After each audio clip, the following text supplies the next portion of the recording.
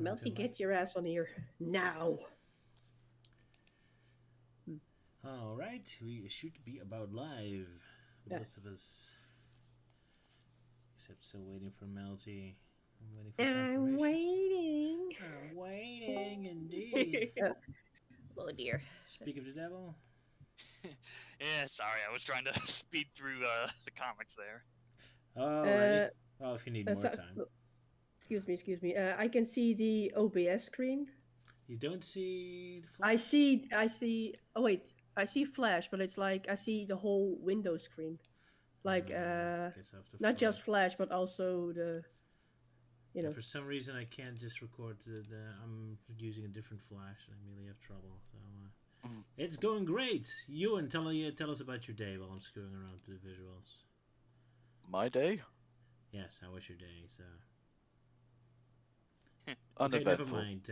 At least, okay. I can say a few things to fill up the time. About an hour ago, because as you know, I work evening shifts, so... Even on Saturday? No. Yesterday was my last shift for this week, so I now have the weekends off.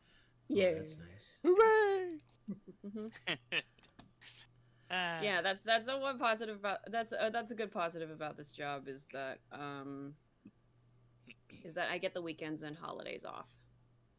All right, that's nice. Well, that's normal with jobs, right? That you have a weekend off. With these kind of full-time jobs, yeah. Because I work all 5 weekdays, so.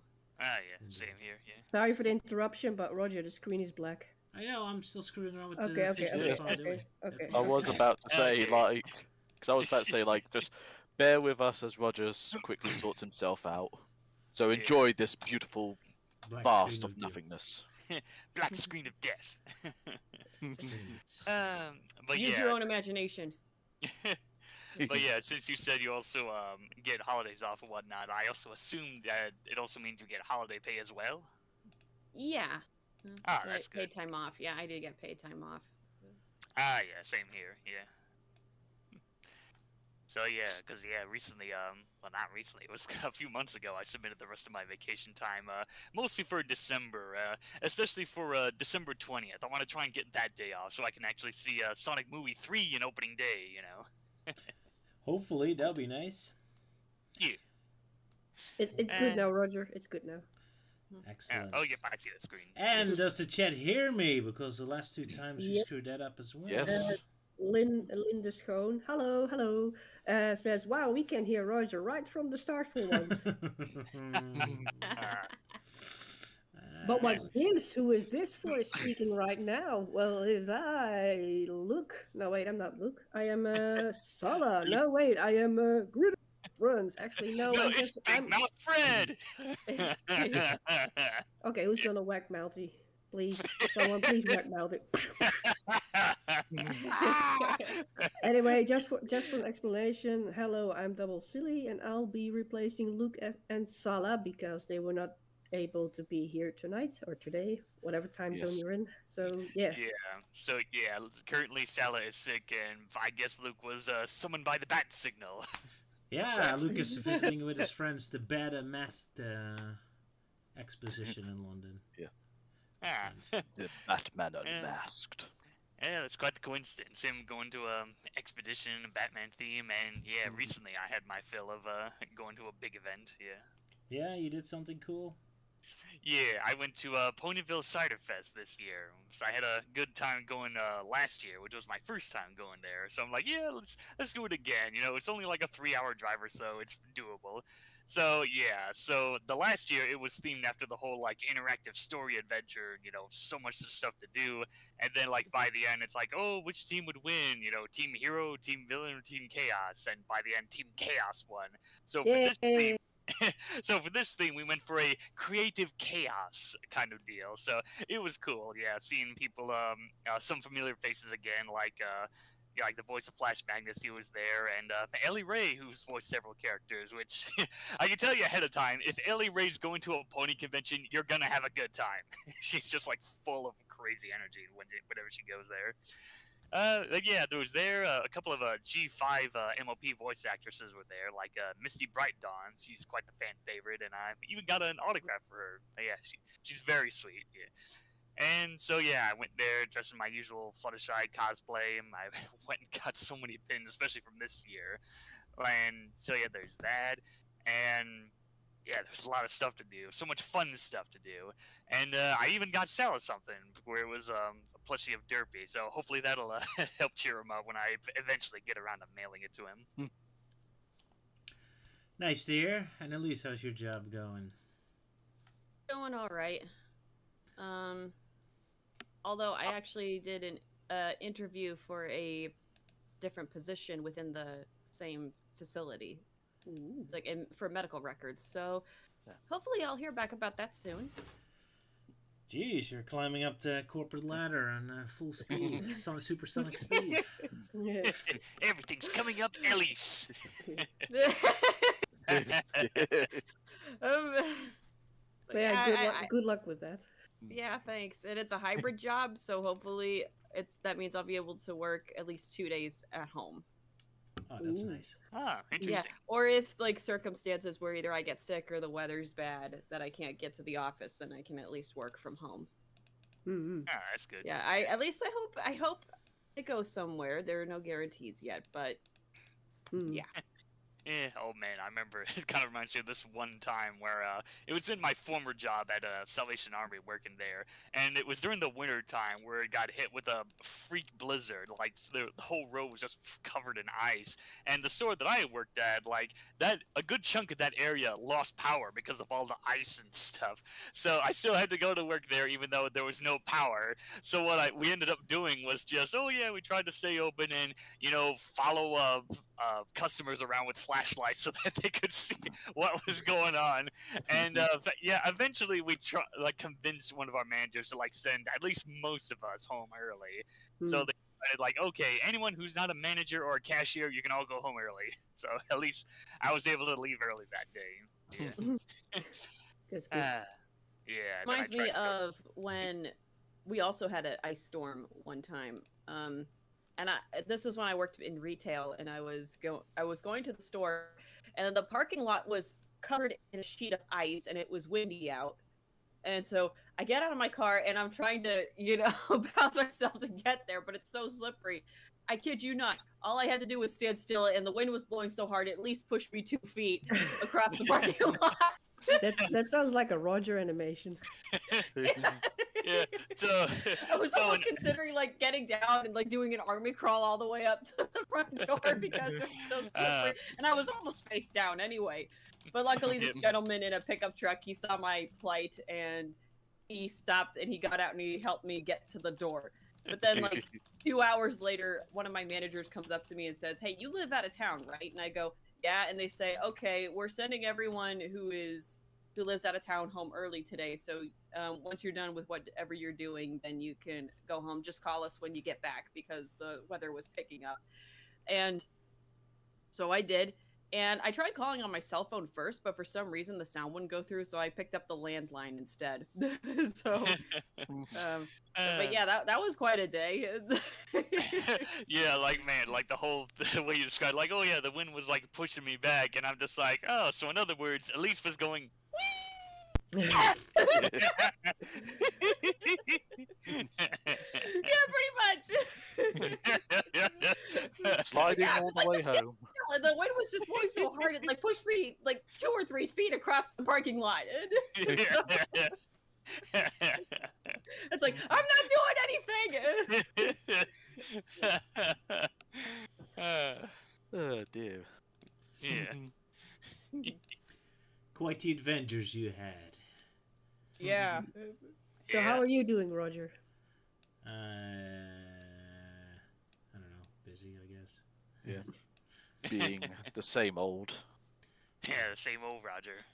Yeah. Grumbling at everything. Damn kids, get off my lawn. Yeah. I at least can say something because at least I was saying not at least Elise was talking about work. However, Roger had a job discussion, blah blah, and it's all a-okay. Hooray! Oh, he's good for many years to come, I guess. Or how you say it? That's why my hooray was a bit more sort of like hooray sort of thing, considering the sort of job he has. I'm Yeah, still looking yeah. at changing jobs, maybe, but I don't know what. But that's Same here, same here. Yeah. a puzzle for another day. Mm-hmm.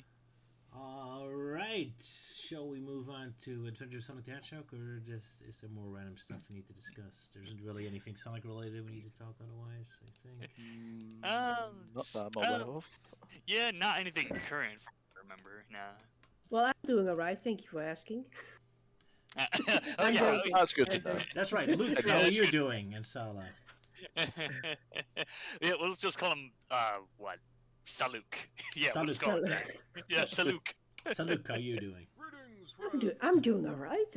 I've been to Batman, having a lovely, jolly old good time in London. Yeah, jolly old time. Seeing wait, Martha Wayne, whatever, getting shot and whatnot. Lovely good show, eh? What? Exactly. I like beating the crap out of every single person that comes towards me. Yeah. Well, Sal's not gonna do because he couldn't talk because he's sick. So free card for that. Like yeah. Yeah. Oh, you can do a theory. Yeah. I mean, he could just. Yeah, Captain Theory here. I'm still guessing about Sonic X Shadow Generations because of all the Sonic Adventure 2 lore. Yeah. There you go.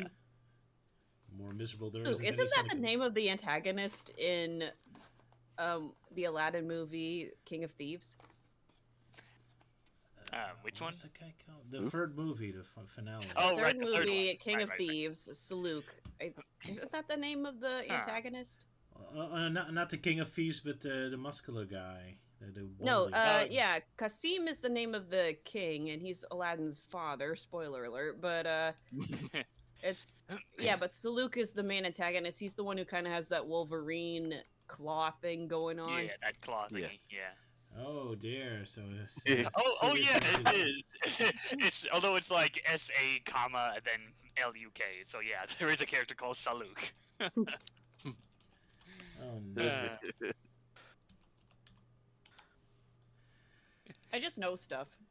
Yeah. Maybe one of these days we should just do a stream just talking about Disney films. Probably. Maybe. So yeah, if you put Sala and Luke in a blender, you get this as a result. This happy little thing. Yeah. And that's how Aladdin and the King of Thieves was made. Well, one character at least. That didn't make sense, but I accept it. Well, I mean, it could obviously that guy. some vaguely resemble Luke Yeah, in that some guy. way, just because of the tash that he's got going on there. So I can Yeah. obviously see that being kind of like Luke in a way, Yeah, mashed up with Captain Theory. That's look like Captain Fury. yeah, this is what Luke looks like when he turns to a life of crime. Yeah.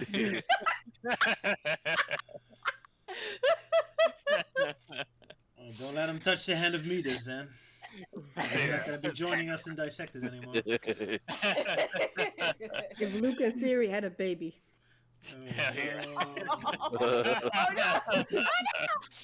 Yeah, but like, where's like the anthro part? It's like, oh, maybe like the tail's hidden in his like pants or whatnot. That's why he has such a magnificent mustache. That's the Foxy. Oh yeah, Because he is beautiful.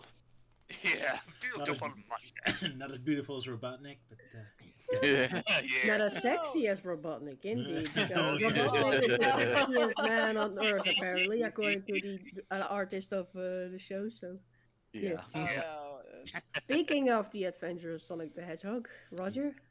yes, it's time for our preview. First of all, thank you, Ewan, for the preview we're about to witness. Don't you remember how we first met? The live streaming planning section. So if you count us down, Roger, we can all watch it together at the same time.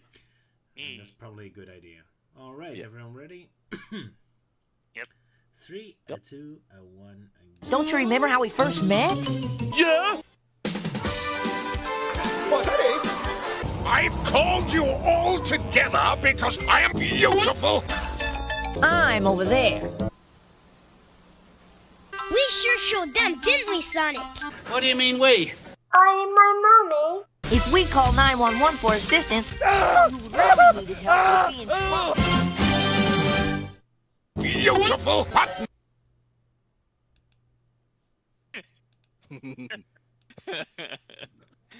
uh, so there you go, Ewan's first taste into the world of YouTube poops. Yeah.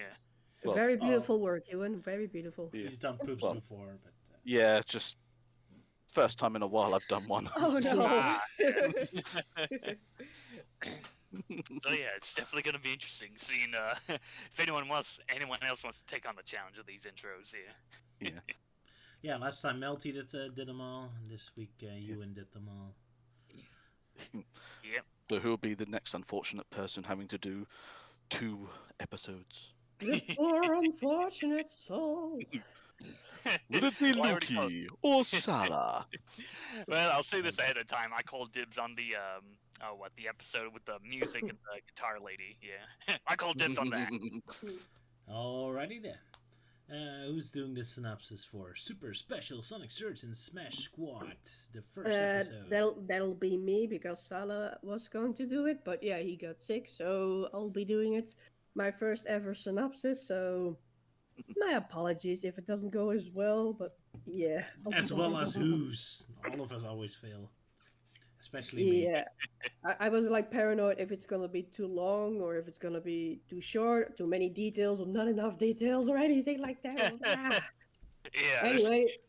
So yeah, there's column A: go down the Melty route and speed through it, or go through the Ewan route.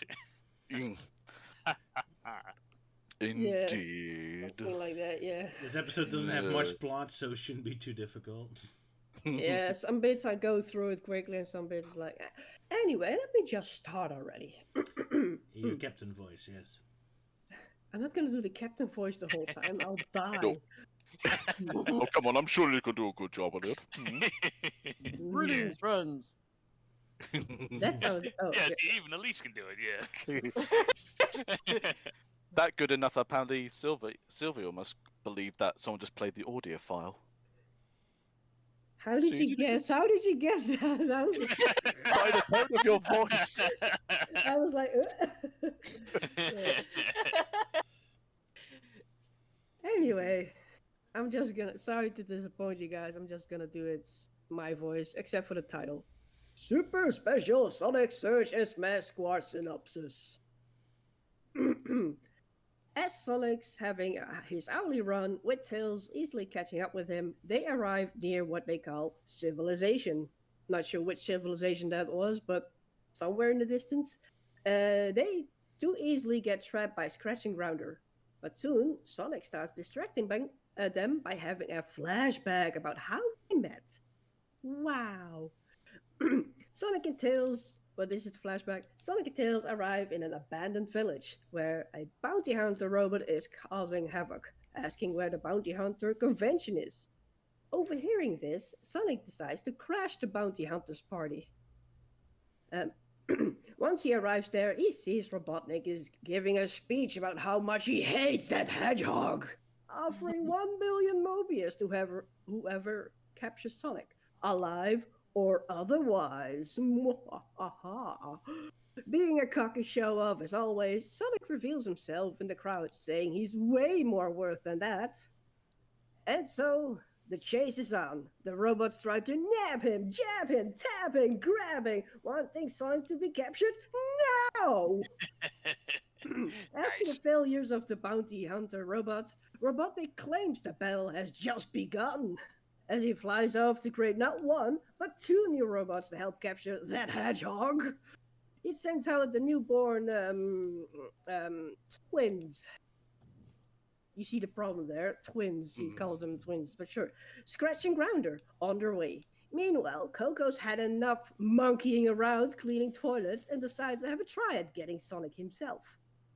Meanwhile, Sonic and Tails head to a nearby hot dog place, demanding 2 hot dogs. Only to reveal that the owner is Coco, who goes completely apeshit and shows off his robot while attacking Sonic and Tails. As Coconuts spot Tails and about to open fire, Sonic quickly pulls all the gun barrels into the control room. Oh goodness, Sonic found the control room, or the computer room. No, the joke didn't work. With Coconuts not noticing until after he just pulled the trigger, causing a big explosion, sending the Badnik crashing to the ground and tied up with a string of sausages. As Sonic and Tails head off to find a proper chili dog store. Scratch and Grounder, meanwhile, have a plan to drop a wall in Sonic's way. In a cartoonish way, with painting and such. But things don't go as they had planned, as it's Grounder instead who smashes himself into pieces against the wall. What a fool. Scratch and Grounder then tricks Sonic with an inflatable lady looking all sexy and such, making him fall down a pit.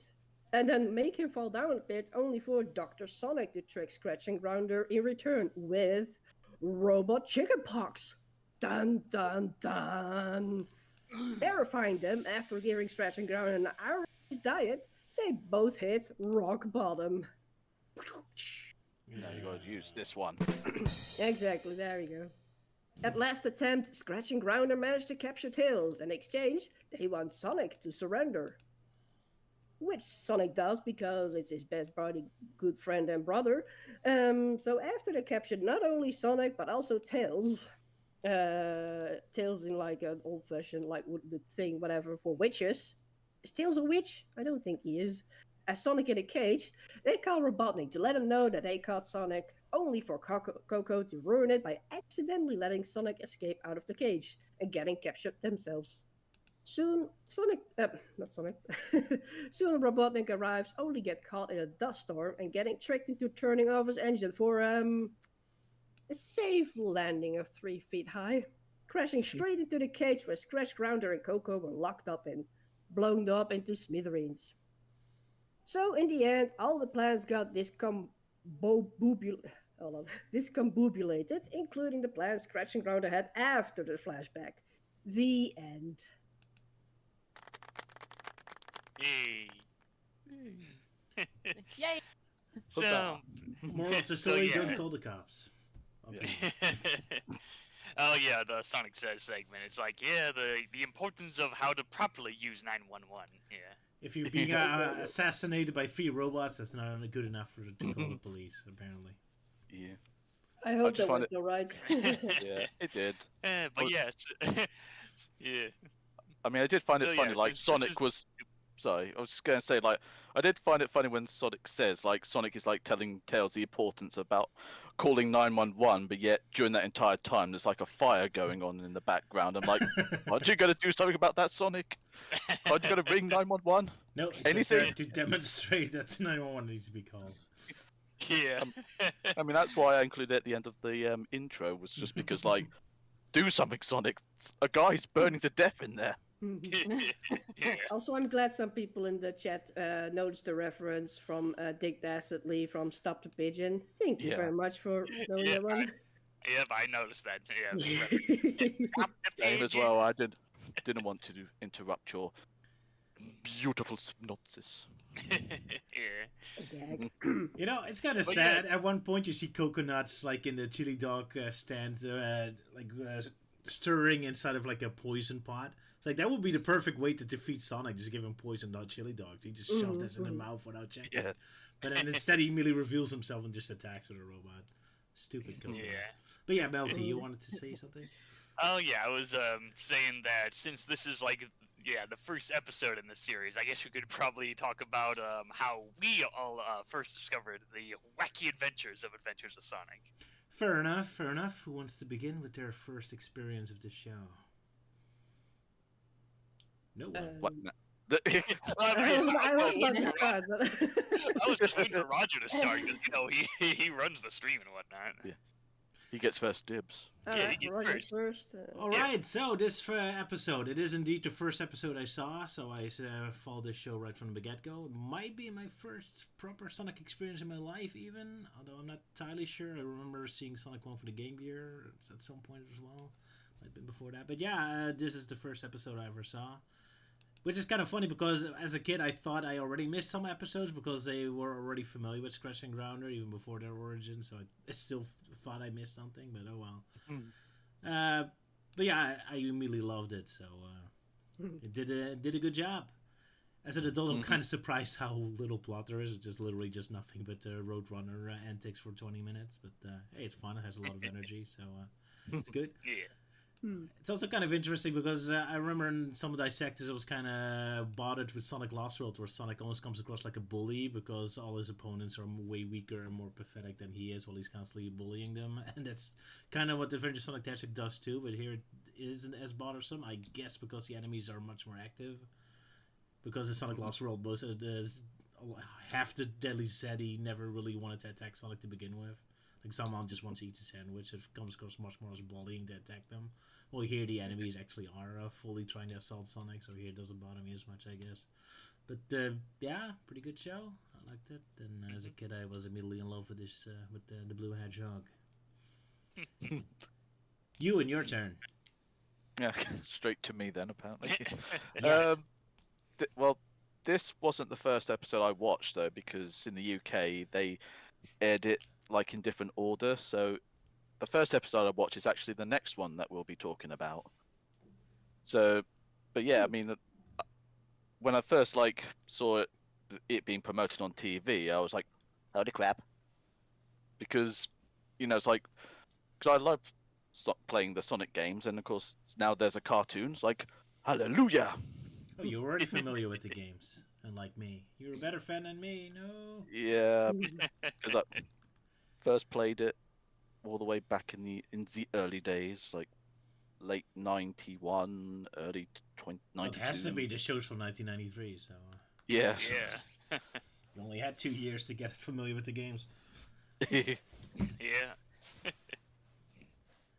I think I have like similar with you, and because the second episode was also my first episode of encountering the Adventures of Sonic the Hedgehog. But it was weird with how they aired it on TV, because one time they were showing the Adventures of Sonic the Hedgehog, and then a week later, around the same time, they were showing Sonic ZDM for some reason. So that was confusing. Made at the same time. I think this show was on weekdays and the other on the weekends. Oh, something like, yeah, it was like long ago. So confused, like, hey, why is it suddenly so serious? I want to see more of this. And then it was Sonic, the Adventure of Sonic the Hedgehog. I was like, oh, I want to see that other show of Sonic. Did you see the English version or the Dutch version? English. Because weirdly enough, this is one of the few shows actually was like dubbed in Dutch, but only on the special pay channel, which I remember. But I don't remember what the voices were like. Fortunately enough, I was young enough to not to be bothered by it. And the Christmas special. Yeah, the Christmas special you did find it on YouTube with the Dutch voices, and it's really cringe. So I'm glad I don't remember the original version anymore.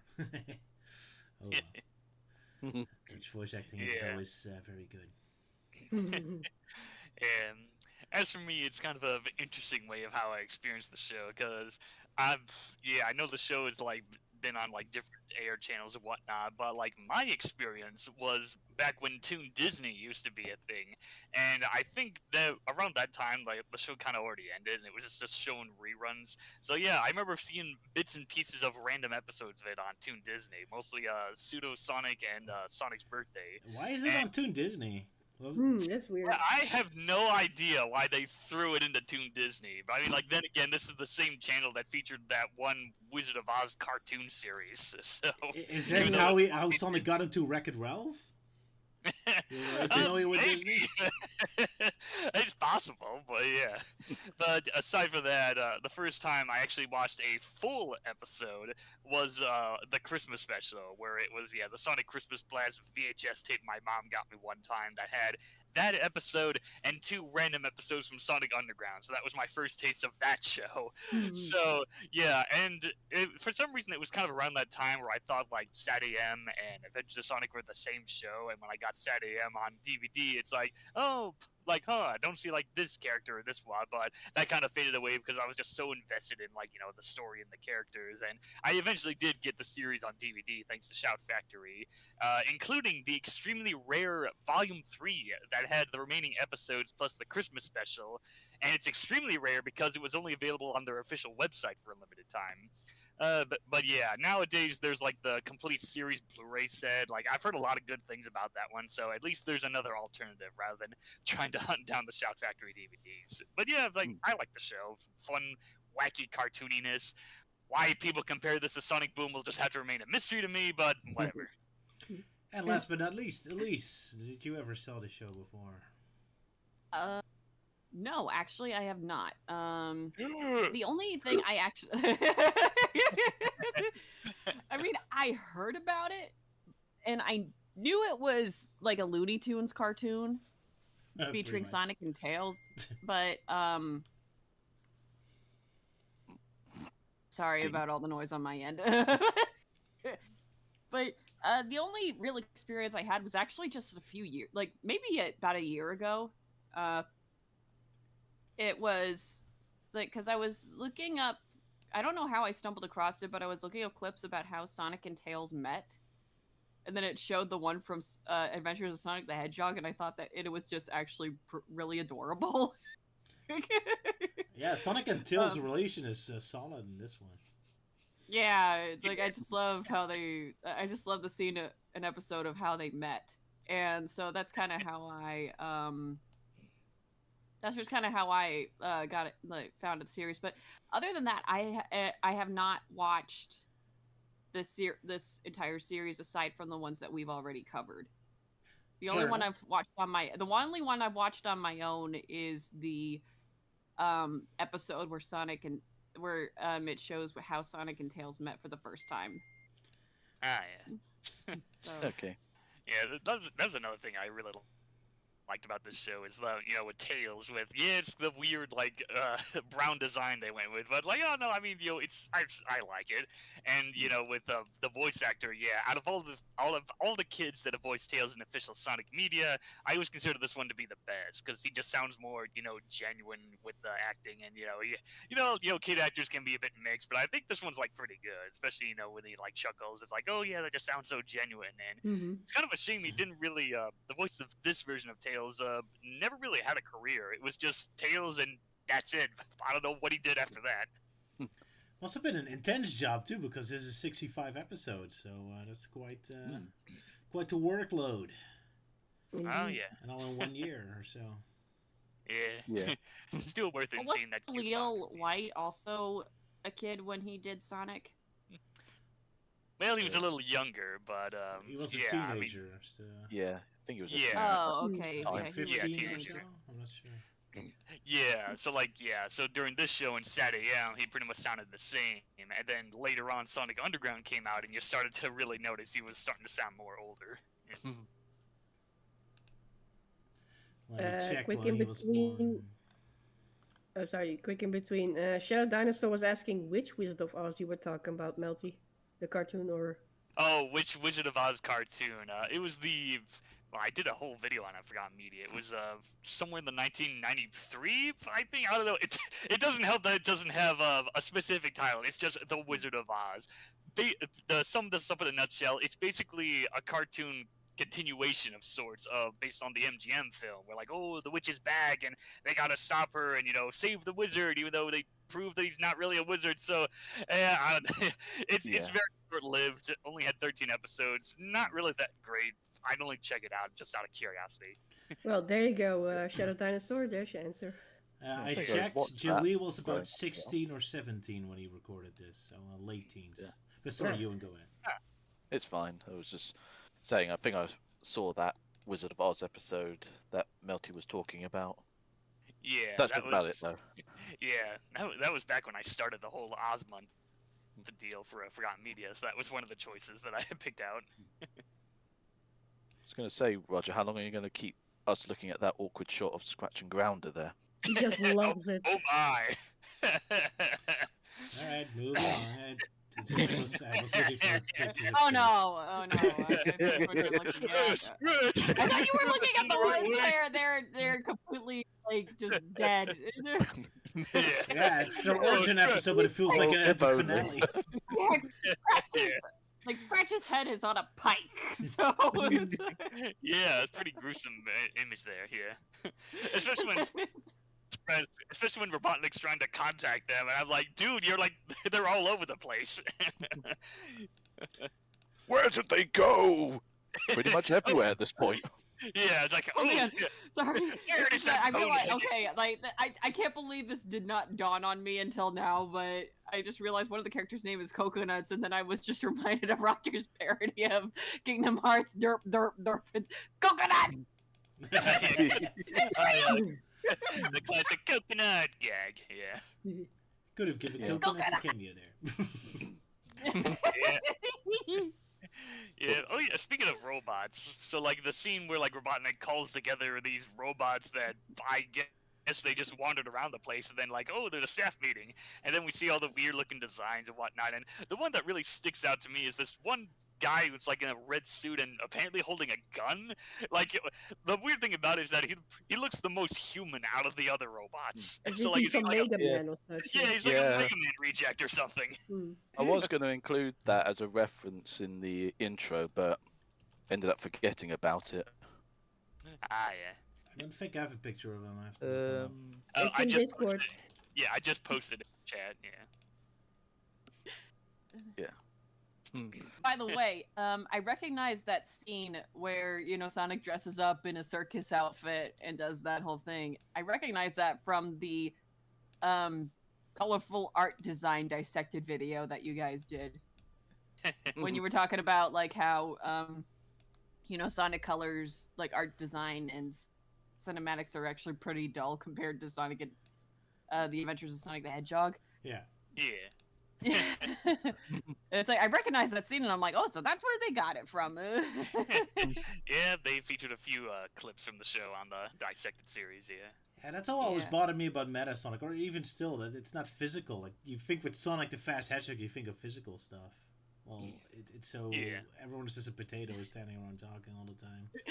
Yeah, like you pointed out in your recent Frontiers Dissected, it's like, Sonic, you know, this guy with the funky poses. People would like to see move around. So. Yeah. Yeah, like in terms of like visuals and, you know, that kind of action stuff, yeah, they really need to start looking at the show more. Yep. I will say though, at times this show does go a little overboard. Yeah, just a little. Like, it goes in the other extreme. Well, you know, it was the '90s. You know, we could get away with a lot of things back then. Can we talk about the beginning animation? I'm not saying I hate it. The beginning animation where Sonic and Tails like do the very weird ritual where they're holding hands for a bit, and Tails is scared of Sonic like puffing his chest out. It was a very weird animation. Yeah, that was weird. Like, what is Tails being scared about? Yeah. Yeah, I was kind of wondering what's going on there.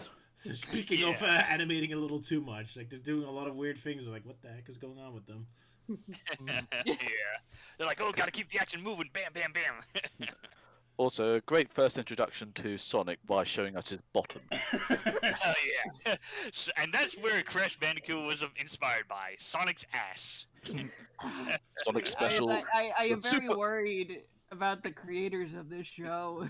I can imagine there's a lot of homoerotic undertones going on. Yeah. Oh, just wait until we get to the Little Merhog episode. That definitely features a character they let's just say a design that can only get away with in the 90s. Oh no. That's for later. Much later.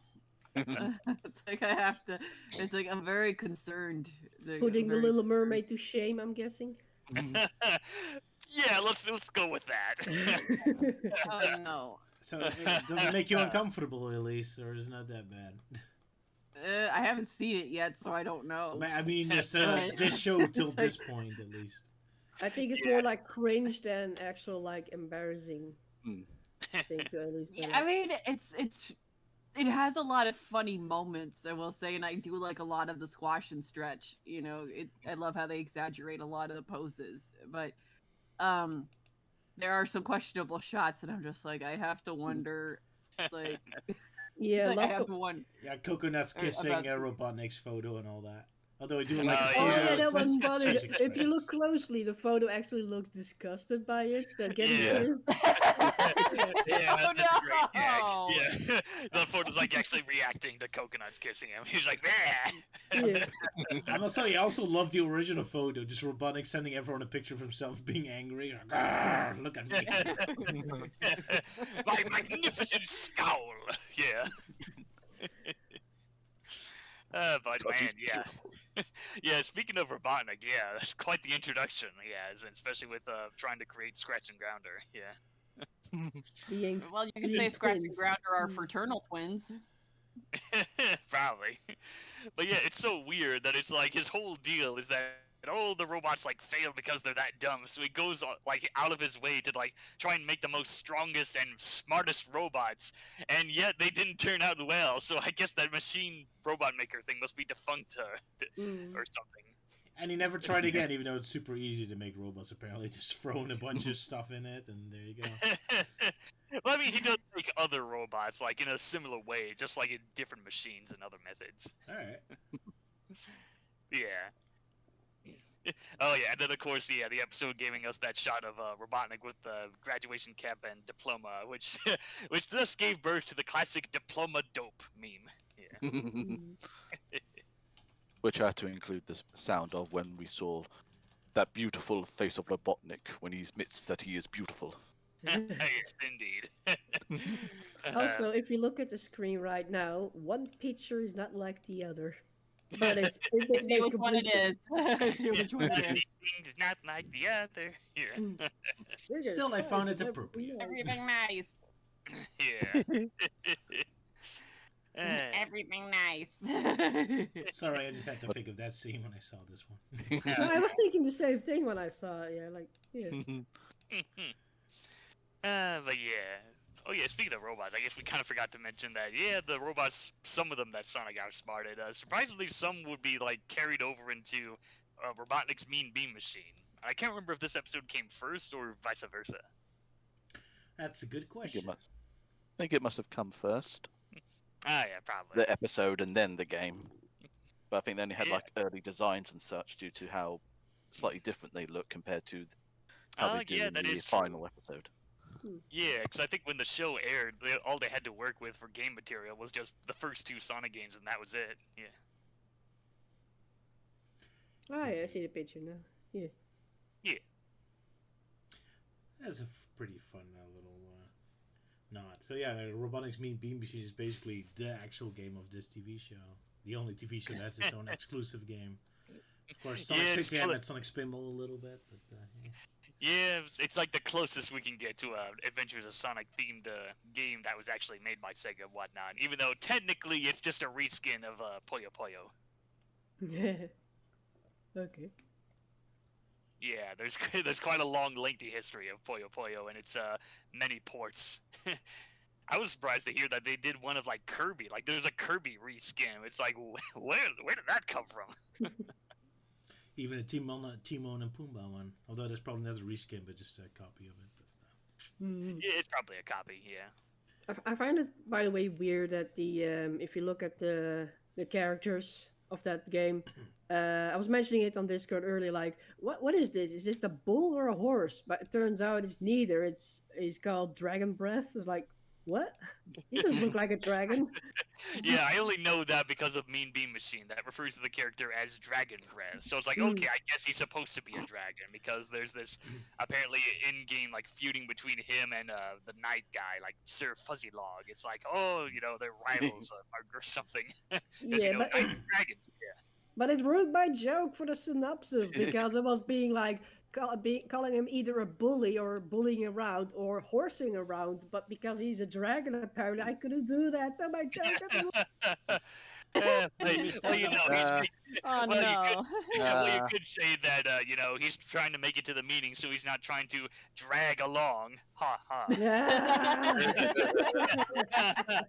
Yuck yuck yuck. I was kind of disappointed what a lame voice he had. Like, he looks so intimidating. You figure he has like a big manly voice, but he's like, ooh, attack somebody.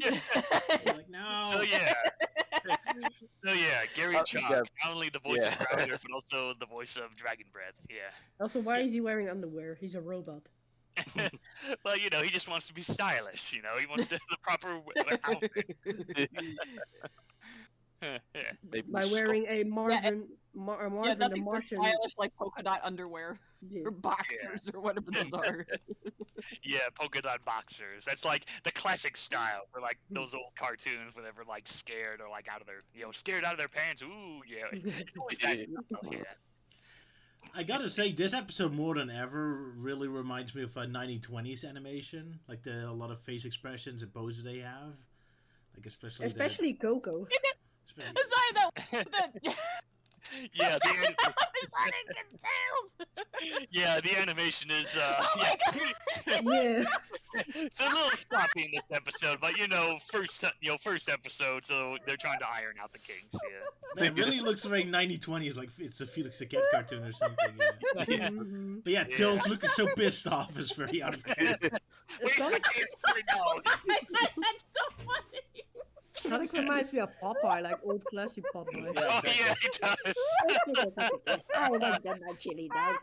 Yeah, I'm strong to the finish because I'm fast as shit. Yeah. I'm still waiting on my chili dogs.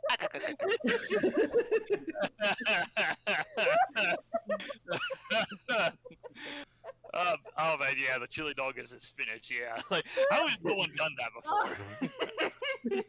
Sorry. It's fine. I don't know. And also Sonic's neck. It's just Yeah. so horrible. Oh yeah, Sonic with a neck. Yeah, we're definitely gonna be seeing that a bit more in future episodes. Yeah. I'm sorry. Take a deep breath. I don't know why I find that so funny. I guess it's because just like seeing I think it's Tails actually. Just because I've never seen him So before. pissed off. Yeah. Yeah. Looks like I he's don't about to go demonic. Yeah. But aside from that, I also just find it hilarious with like Coconut's reaction when he sees like Sonic and Tails, and he just turns to the camera with like he's just so happy, like yay, I got customers. Yeah. Like he's fanboying, like, oh my god. Yeah. Oh my god, it's Sonic! It's a happy fellow. Yeah. Yeah. Oh my gosh. But yeah, it does throw you sort of at a 180 sort of thing, because you assume like, oh, he's going to poison them with chili dogs, but instead he's like, nope, I'm going to turn this whole stand into a big robot with multiple guns to destroy you with.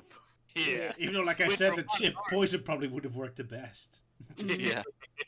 Yeah, well, that's kind of Coconut's. Why is it that Sonic has not yet thought of poisoning Sonic's chili dogs? Too dark for kids shows. Well, I mean, with Coconut's, like, yeah, he's a little smarter than Scratch and Grounder, but he's definitely more of a actions first, plan ahead later kind of guy. Yeah. Also, speaking of Coco, I noticed, I think it was like when Sonic was in the cage, and then Sonic gave him the idea to like get the key and blah blah, and then Coco had like an idea, which was actually Sonic's idea, and you could see for a split second that his light bulb lights up for a moment, like bling, as if he had like a light bulb moment. Oh, that's neat. Yeah, that's always a neat detail there. Yeah, it was very quick, but I noticed it while watching it again, like, oh. Yeah, the show's really good with quick gags. Like, I also like the very quick, like, 2-second gag where when the cheering bad guy accidentally pumps his fist into another guy.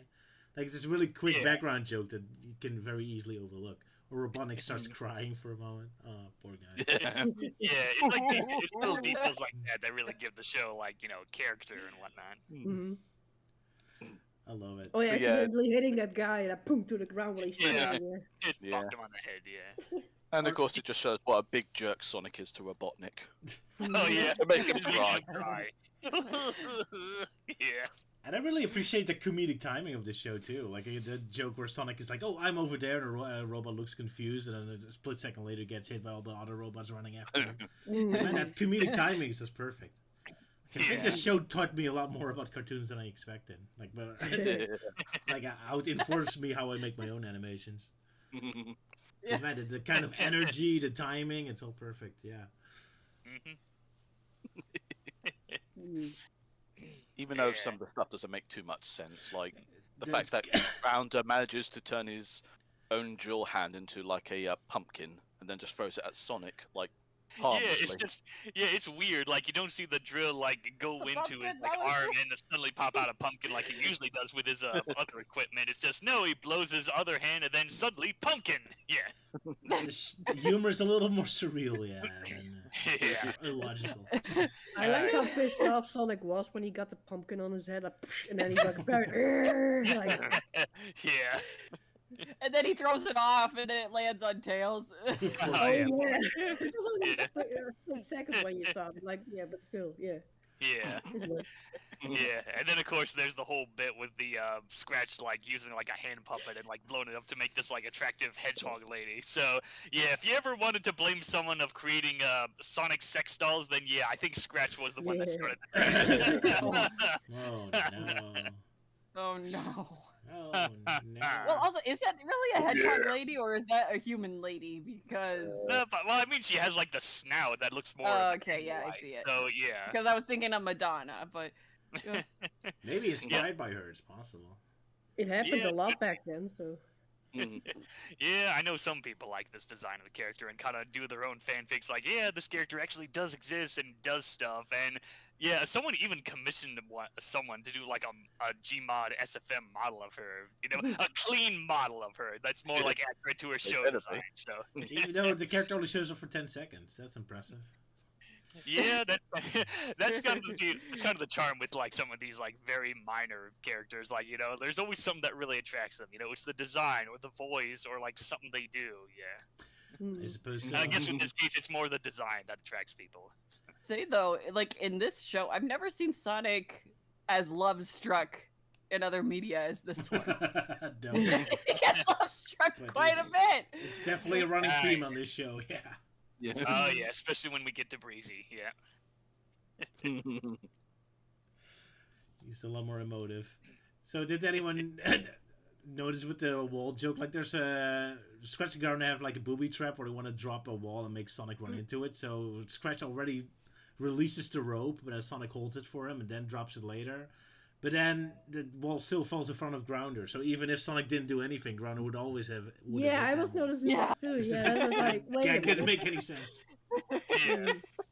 I love also like how horrified at first Scratch is when Grounder's head falls at his feet, but then after Sonic leaves, he just angrily picks it up and walks over and says, "Pull yourself together." Yeah, it's like, oh my god, he's dead! It's like, oh wait, he's a robot! Yeah.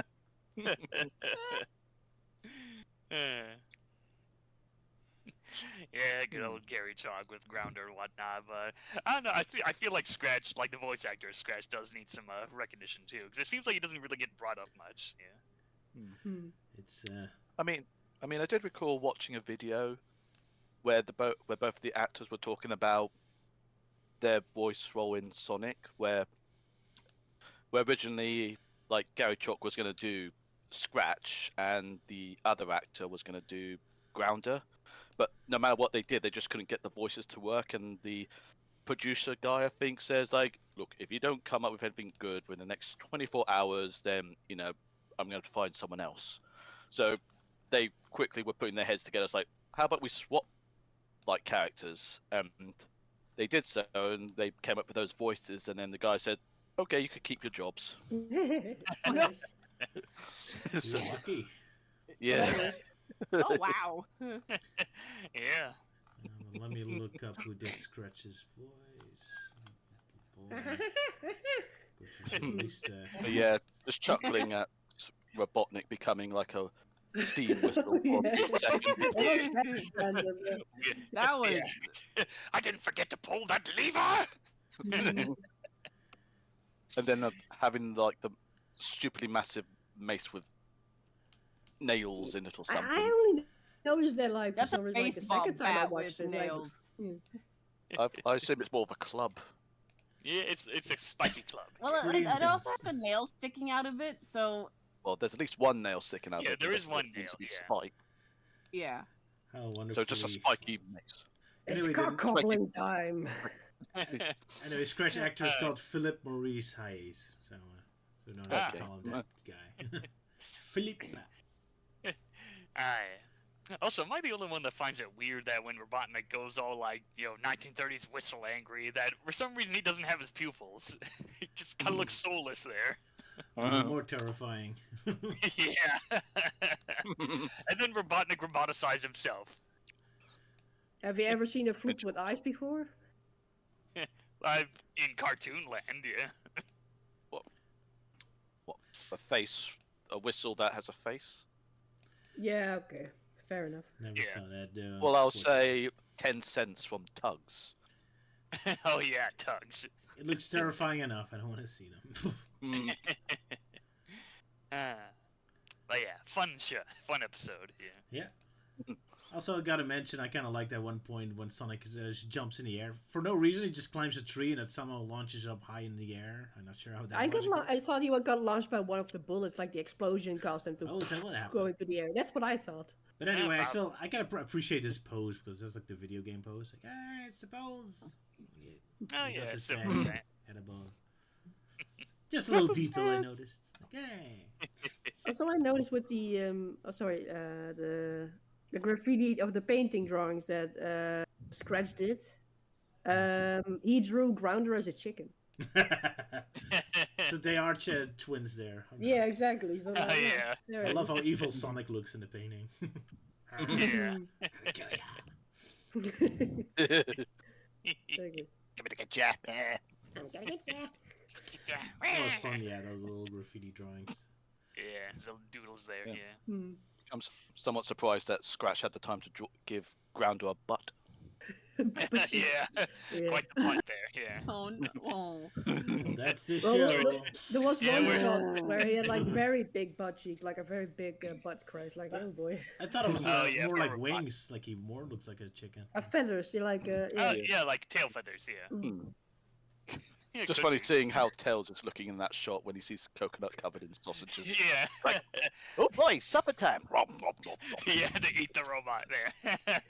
Shadow in the chat says like Sonic looks like a Smurf. An evil Smurf. A very grumpy Smurf. Yeah, it's Grouchy Smurf's cousin. Yeah. Why? Yeah. Yeah, first there was Grouchy Smurf, and then there's Pissed Off Smurf. Apparently so. But yeah, moving on, I think, to the next episode, or unless someone else has something. I guess we can move on to Sonic Underground. Or no, so Subterranean Sonic, sorry. Yeah. Yeah. Yep.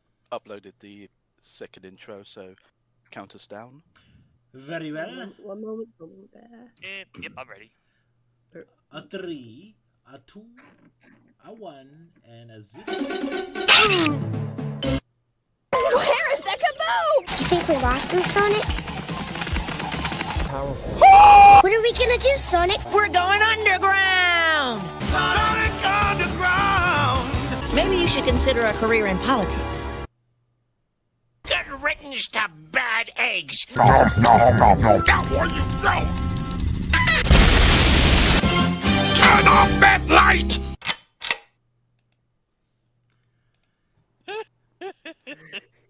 I just love that door hatch with Sonic. That was hilarious. It's like a good old shoot the whoop moment. Well, there was the kaboom. That was great. My favorite anime, Axel Saga. Yeah, well done, Ewan. That was a fun, you poopy. The one where it's like, you think they lost him? Then look and they see Shadow. And of course, the scream of like seeing their impending doom coming towards them at high speed. Yeah. But yeah, seriously though, that shot is like legit. It is legit nightmare fuel. Yeah, I don't think. Like, oh no, Shadow's on your tail. You're gonna die. Yeah, I don't think Avengers Sonic is gonna survive going up against Movie Shadow. Yeah. No. Absolutely no.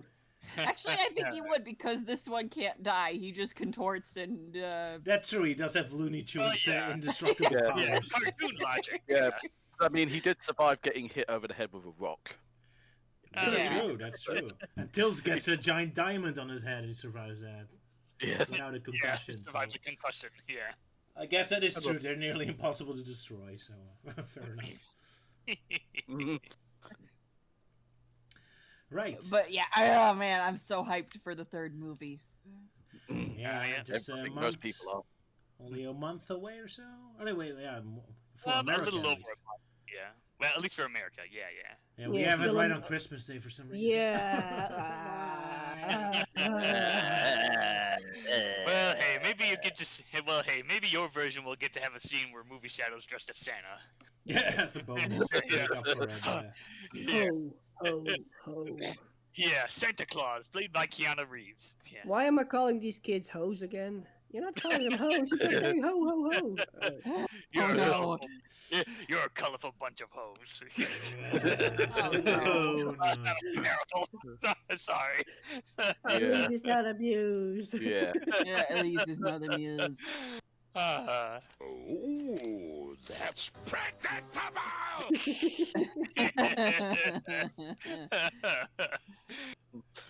Oh, but don't worry. It's worse from Poland, apparently, because it'll come out on January 3rd. Oh. I wouldn't mind geez. January 3rd because it will be on Christmas when it's the busiest time for work for us. But yeah, Yeah. spoilers. Lord Ewan, you were gonna do the synopsis of this one? I was going to do the synopsis for this one, yes, because I mentioned it was the first Sonic episode You that I never saw watched because that was what they first showed. Hmm. in England. Very well, good sir. Very well, my good man. Everyone ready? Mm-hmm. Quite so. Good. Well, I was about to say anyone because everyone just went quiet after I said if everyone's ready. We're full attention at you, my good sir. Right, time to give everyone a good hard read to. It is a red sky nighttime in Mobius as the evil Dr. Robotnik is grumbling about Sonic in the darkness of his laboratory, but does have a yell at Scratch for turning the light on as he was in the middle of brooding. Robotnik orders Scratch and Grounder to capture Sonic as his hedgehogometer has picked him up in the Marble Zone, telling them they will set off at first light, but due to his impatience, he just immediately launches the two badniks out the fortress to Marble Zone. The two badniks land in a non-active yet still steamy geyser as they encounter Sonic, much to their surprise, their mouths getting full of hedgehog dust. Sonic and Tails kind of slowly like running away from Scratch and Grounder, but they come to the edge of a cliff where Sonic gets the idea to jump into an active geyser where the two badniks are hiding behind. The moment it stops spurting out water and going underground, but sadly they don't form a rock group. What a shame. With Sonic timing it just right, he and Tails make it into the geyser as Scratch and Grounder fail to catch them, only for the two badniks to get caught on top of a gushing geyser. Once underground, Sonic and Tails make their way through the tunnels, with Scratch and Grounder, now underground themselves, slowly but clumsily try to find them. Due to the darkness of the caves, Sonic accidentally crashes into a large cavern full of gold and diamandius, which is basically just diamonds, but they preferred to have diamandius for extra flair. With Tails wanted to take the diamandius that landed on his head, but is stopped by the cranky owner of these caves, known as Spelunk the Mole, who accuses the two of being thieves and fires a cannonball at them, which seems to have homing abilities.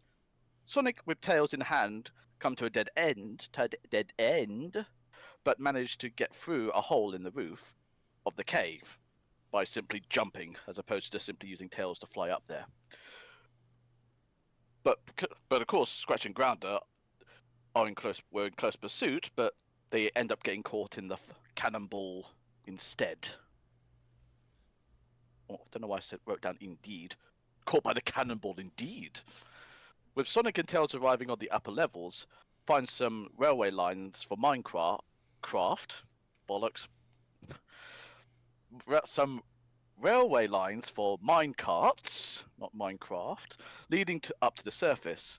They hurry up along the tracks, but find that Spelunk is coming down the line towards them in a minecart, forcing the two to hurry back down. Although more problems occur as a family of slow-moving turtles or tortoises are crossing the track, so Sonic quickly sets up a crossing and dresses as a crossing warden, forcing Spelunk to stop to let the family by safely.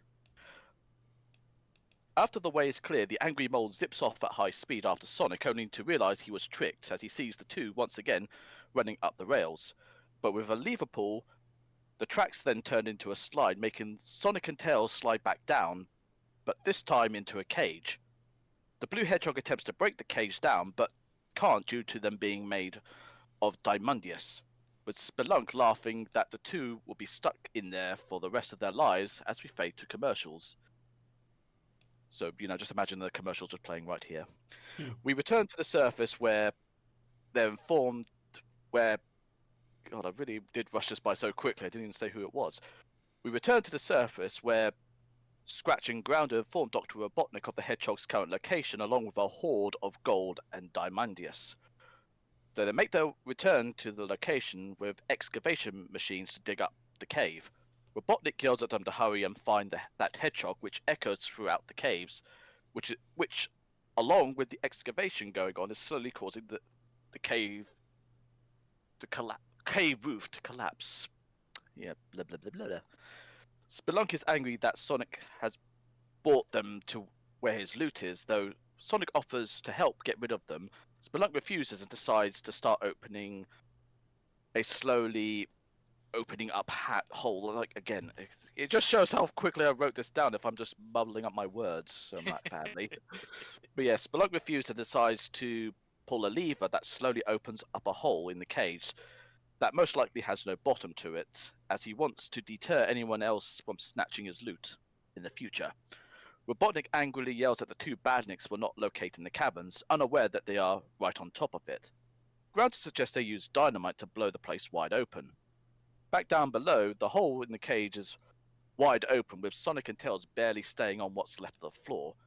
As the Hedgehog tells Spelunk if he knows who Robotnik is and whether or not he cares, but the Cranky Mole says nope, as he doesn't care for current events, with the Blue Hedgehog suggesting that he should take up politics. The dynamite is all set up, with Scratch using Grounder as a detonator plunger, setting off a huge explosion, sending gold and diamondius up into the air, showering the area. But due to how powerful the blast is, it causes the ground to subside, sending Robotnik and the two badniks downwards into the caverns below. With the explosion, it blocks the exit to the cavern and almost sends Sonic and Tails down into the hole until a giant diamondius crashes on top of the cage, smashing it and letting Sonic and Tails climb out. Just as Scratch, Grounder and Robotnik fall into the hole, while the two badniks manage to successfully cling to the wall of the hole, they fail to save Robotnik as he was too heavy for Grounder's fishing net to hold him. With Sonic and Tails now free, they can focus on getting out, but Spelunk yells at them they can't get out as the only way out is blocked. Sonic is about to go and clear the exit, but again Spelunk refuses to leave behind his loot as it's his only friend. Though Sonic quickly saves the Cranky Mole from being squashed by a huge rock, and tells him that he's got new friends, which brings the mole to tears that no one has ever done that for him before. With Spelunk now on their side, Sonic cuts away through the blocked entrance with Tails and Spelunk following close behind as the cavern completely caves in. Arriving at multiple cave tunnels, Spelunk informs them that they are all booby-trapped, where Sonic sees one of the routes being filled with swinging spike balls. Sonic says he's fast enough to get by, but questions Spelunk about what his blue clothes are made from, which of course are made from diamondius, which gives the Blue Hedgehog an idea and asks for his clothes. Much to the annoyed confusion from the mole, he agrees. Sonic then unravels Spelunk's blue clothing to a ball of thread, having the mole holding one end of the thread as Sonic runs to the other side of the tunnel, avoiding the spike balls in the process, where with a hard pull of the string, causing all the swinging balls to stop swinging. So many swingings here. Swinging balls, my god. Giving Tails and Spelunk a chance to get by, where Sonic stitches Spelunk's clothes back together. Back in the cavern, Scratch and Grounder are filling up sacks of gold, diamondius, and dirt while placing the 4 sacks onto a conveyor belt into Robotnik's Eggomatic. Sonic has a plan that he explains to Tails and Spelunk. The mole then starts shaving a lump of sulfurious, which he explains to Tails it's like gunpowder. Meanwhile, Sonic approaches Scratch and Grounder disguised as someone from like a someone from the IRS, which as he explains to them that they failed to sign a bunch of documents from their recently received loot. All the while Robotnik is napping, so he's avoiding all of this as it goes on. As Spelunk and Tails get into position, Sonic uses a calculator with a paper strip to start tangling the two confused badniks up. The Hedgehog then sends them up the conveyor belt as Spelunk then pours a trail of sulfurious on the moving conveyor belt and then sets it alight. As the two badniks clog up the Eggomatic hatch, it awakens and distracts Robotnik long enough for Sonic to remove all the loot from the Egomatic, and getting clear just as the Sulfurious reaches them and causes the Egomatic to explode, sending Robotnik scratching Grounder up into the air. After yelling at the bad eggs, Spelunks thanks Sonic and Tails for what they did and plans to do some traveling to help others like they helped him, even if it will be costing him quite a bit. He offers his new friend some chili dogs. Sonic questions if he's going to start gushing, but Spelunk points out that the only gushing going on around in the area is going to be Robotnik scratching Grounder, as they're both stuck on active geysers. The end. Yep. I mean, could say something about the Sonic Says segment quickly. Like, Tails and Spelunk are having lunch with each other, asking if they got any sausage or chili to spare, but they don't. Though Sonic says if they share, then they can make themselves some chili dogs. With Sonic saying, if everyone shares, everyone is happy, which is somewhat of a debatable concept, but fair enough. Well, basically, sharing is caring. That's it. Yeah. Well, what would have just Spelunker's lunch would have been? Just drinking the chili sauce? Probably. Probably. Guzzling it down. Face first into it. It's like. Blah, blah, blah. Why do you have lunch with this big bucket of sauce? Yeah. Yo, he's hitting the sauce again. Ba-dum-ching. And none of them have Unless buns. he had corn chips and he used it as a dipping sauce. That's a good point. Oh, yeah. But they're never seen. Oh, well, I mean, unless he had a fork with him, but no. Mystery for the ages. But yeah, you Just and... dip it. Sorry, Sylvia. Yeah. Sylvia, Ooh. yeah. And I mean, you would talk about dipping stuff in it, but like dipping his face into it. Yeah, so There we go. Yeah. Like you're bobbing for apples. Exactly. Yeah. Ewan, your first episode, what do you think of it as a kid?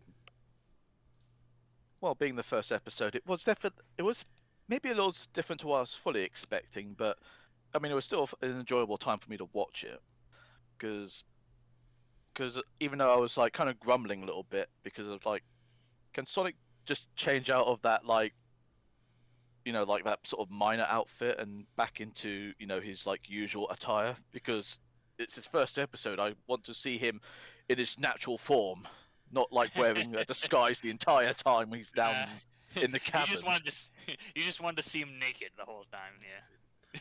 Look, it took Sonic a lot of trouble to steal Melting Man's outfit, so he's just he wants to do it as long as possible. Exactly. No, he didn't steal it. He just has good taste. Yeah. You sure? I mean, he did take your scarf and like hat. I mean, it looks like I still have the scarf, but yeah, the hat that he wears is much different than mine. So yeah, give back my hat. Yeah, so it's the question why they don't use tills just to fly out of the cave, since there's always like giant holes in the ceiling. Well, then the episode would be finished. Roger. Yeah. Yeah. And they never show how Robotnik got out of that endless hole. Nah. Yeah, that is weird. I mean, there's also quite a few times we see like characters suddenly just being outside of a situation and then suddenly just coming back in again. Yep. Because we last see Scratch and Grounder getting blown up by a cannonball, but then when we see them again, they're just suddenly bringing Robotnik back to where they were with excavation equipment. So guess Sonic Generations is the only time where Robotnik magically gets out of a situation anymore. Sorry, Melty, what was that? I was just saying, maybe they just have teleportation powers in the show. I wouldn't be surprised. No. Elise, your thought of this episode? It was funny. Yes. It's like kind of like the same with the last one. So it's funny. I like all the squash and stretch. I like the. Is it Daimonius or? I think it's pronounced Dimondium. Dimondium. Okay. Yeah. Sorry. It's a combination of diamonds and Mobius. Yeah.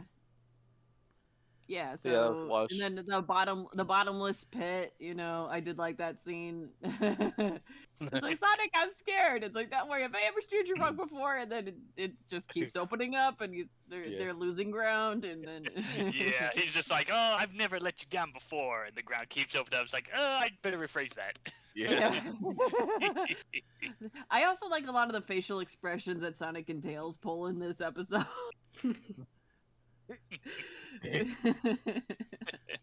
Yeah, I think my favorite. There's that one where Sonic is looking up at like Spelunk, and it's like he just has this I don't know what's up with his pupils, where he's looking up at him and he's just I don't know what's up with his pupils or with his eyes. Just I think he might still be dazed from spinning right into the bars. Yeah. All the while Tails is just going, I'm scared. Yeah, it's well, we're gonna die now. I love Tails' face when he gets a dime on his head. So... Yeah. Poor yeah. Tails. And he's at least he managed to survive a concussion. Yeah, they're quite strong. And I'm surprised, and I'm amazed that neither of them have broken their chins with all of the falling down on their chins that they've done. Yeah, the chins are made of rubber. Yeah. Yeah. Cartoon logic. Yeah, cartoon logic. Yeah, they're as rubber as bouncy balls. Yeah. To quote Celtic Phoenix, just slap them into a wall and watch them ricochet around the room. Don't worry, they'll be fine. Yeah. Then I think my favorite scene from this is they're going through the bottomless pit with a Scratch Grounder and Robotnik, and Robotnik's like, I order you to break my fall! And they try to do it where Grounder actually does come off as being useful. It's he clings onto the wall and pulls out a net out of it, and then he does catch Robotnik, but nope, he's too fat and it rips right through it. I thought that bit was a bit weird because they're falling down and the cave doesn't seem to be that wide, but one Scratch and Ground are holding on to the wall in their own way. The cave is suddenly a lot wider. It's what happened to it? I guess when they fall down it went wider, but yeah. Maybe it gets bigger the more deep you go down, maybe. Anyway, kind of interesting. This is the second episode, and apparently it takes place in the second zone of the game, Marble Zone, they said. Yeah, that is surprising, because, this show is not a... there really aren't that many references to the games, and of course, then again, they only had to work with 2 games back then, but, references to the actual games is used pretty sparingly, so it's surprising they managed to pull it off in the second episode. Also, it made me realize I did play the Game Gear game before this, because I distinctly remember when I watched the show as a kid first time that I thought this episode took place in the cave of the second Green Hill Zone level of the first Game Gear game. Oh, yeah. So I must have played the game before I saw the show. Yes, Melty, go ahead. And by coincidence, Marble Zone was planned for the 8-bit version of Sonic 1, but that ended up getting scrapped. Although, the music for it does exist, I heard the track, it's pretty nice. Sounds nice. Yeah. But yeah, that's random trivia again. Back to the episode. Also, I'm surprised no one pointed this out just yet. Roger, could you go to the picture where Sonic is doing the, crossing guard? The administration work, at the end almost? Oh, yeah. That one? Yeah. That shot? What about is he referencing what's his name? Nicky from that manga? The Sonic where he's wearing this glasses and everything. He even has the same hair even. Oh yeah, Detective Conan. Not Detective Nicky, not Detective Conan. Conan is from 1996, so he would be predating it. That would be very unlikely. Yeah, but that's even the suit and whatnot, and then suddenly Sonic grows hair. It's his quill isn't structured to make it have that haircut. It's no, it's just suddenly hair. And it's the same color, Trying to find a picture of him though. I've got one. It's coming. Okay. For Nicky, right? Yeah. Yeah, he does. Because he has that same little bit of hair with the glasses and everything. I'm pretty sure it's a coincidence, but yeah, it does fit perfectly. Outside of the outfit, then. Yeah. I think it's just meant to be a generic banking guy, an accountant. Yeah, just the pesky tax man coming for the taxes, and he just takes everything. Yeah. But yeah, the resemblance is uncanny. But then again, if you just take a regular Sonic with some extra details on him, there's not much you can do, I guess. Just a couple accessories on regular Sonic. But yeah, I see what you mean. It could have easily been Nicky animated. I was waiting for you guys to be it looks like Nicky, but no one mentioned it. Nope. Okay. It's Melting Man's job to notice obscure stuff. How dare you, Melting Man, for not pointing it out? Your responsibility, Sam. Oh, that, yeah. I think I was more focused of like this one gag during that whole bit where he talks about like, oh, you failed to like file your taxes and itemize and blah blah blah. And then there's this one bit where he says fall for disguise. And that's just like a clever play on words there, you know, like oh, itemize, characterize, fall for disguise. That was great. I think my favorite bit was when Scratch and Ground like had set up the dynamite and everything, and then Scratch being like, "Well, gonna be rich, well, gonna be rich," and then Robotnik being like, "Pardon me," and being like, I wrote it down because it's like, did I say we all be rich? And it made me laugh so much when Grounder in the background, not even on screen, really like, "Yup." Yeah, you'll be rich, you. It's like. It's such a simple scene, but just because of Grounder went yup in the background, just yeah. Yeah, honestly, I wouldn't be surprised if that bit was just completely ad-libbed. You know, Grounder just throwing in a yep to go along with it. Yeah, during recording, and I was like, "Yep, that's perfect." I find it also hilarious that Spelunk has his sweater made out of that diamond material. Oh yeah. Which, okay, historically, people have like sewn diamonds into their clothes. So it's not unheard of, but it's like a material made out of that stuff. It's like I don't think that's mithril. So it's like, all right, I don't think that's how mithril works. Well, I think the one detail I find weird is that, you know, he asks for the shirt and whatnot, and then, you know, he untangles it. It's like, oh yeah, it takes the pants and the shirt, so it seems to imply that's kind of more of a onesie. But then after the trap is like defused and they get across and Sonic puts it back together, it's only the shirt that he puts together. It's like, okay, what happened to the pants? Would be funny if then he's still with the red pants later on, his pajamas.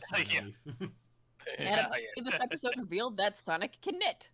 Yeah, there you go. Yeah, just one of those, you know, he runs fast, so, you know, he can knit fast. Hoo-hoo! Yeah. And apparently he's so good at it that he can make a shirt. Yeah. So. With an emblem and everything. Yeah. And from a material never worked before, never heard of before this day. So, Mr. Mary Sue over here, Gary Sue. The only reason he gets away with it, or this Sonic gets away with it, is because it's operating on Looney Tunes logic. Yeah, it's operating on Looney Tunes logic, and so like he can get away with it because. Yeah, because he's able to also pull disguises out of hammer space. So yeah, man, good old cartoon logic, yeah.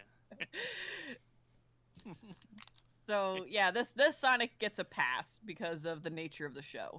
Yeah. It was a simpler time back then, yeah. Yeah, and also he also has things happen to him like getting a pumpkin shoved on his head. Yeah. That was a fun gag, yeah. Hey, Sala's in the chat. Hello, Sala. He's saying, I just assumed the disguise was a reference to Urkel. Oh, that's also possible. Oh, yeah, there's Sala, yeah. He's there with us in spirit. I just assumed the disguise was a reference to Urkel. That's what I said. I was just trying to do a Captain Fury impression. How did I do, Sala?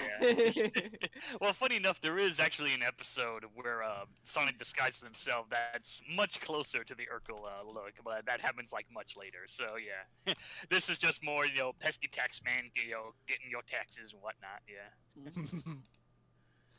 Let me get oh yeah, then yeah, possible Nikki from the original mangas. Yeah, I mean maybe. Just a quinky dink, maybe as well. So. Yeah, it's pretty much a coincidence because those kind of Sonic mangas were never released in the U.S. So yeah, like even you know that is even funnier because like, you know, Adventures of Sonic with its Looney Tunes logic and yada yada, and then you have the Shogakukan Sonic mangas that also had a very cartoony logic, but it was a little bit more different. But you know, not quite insane Looney Tunes, but you know, still wacky fun, especially when you know Nikki transforms into Sonic, kind of like all Superman style, I guess. But yeah, quite the coincidence. Oh, at least Sala saying passing grades for both of you. Thank you, Sala. Hey. Thank you, Sala.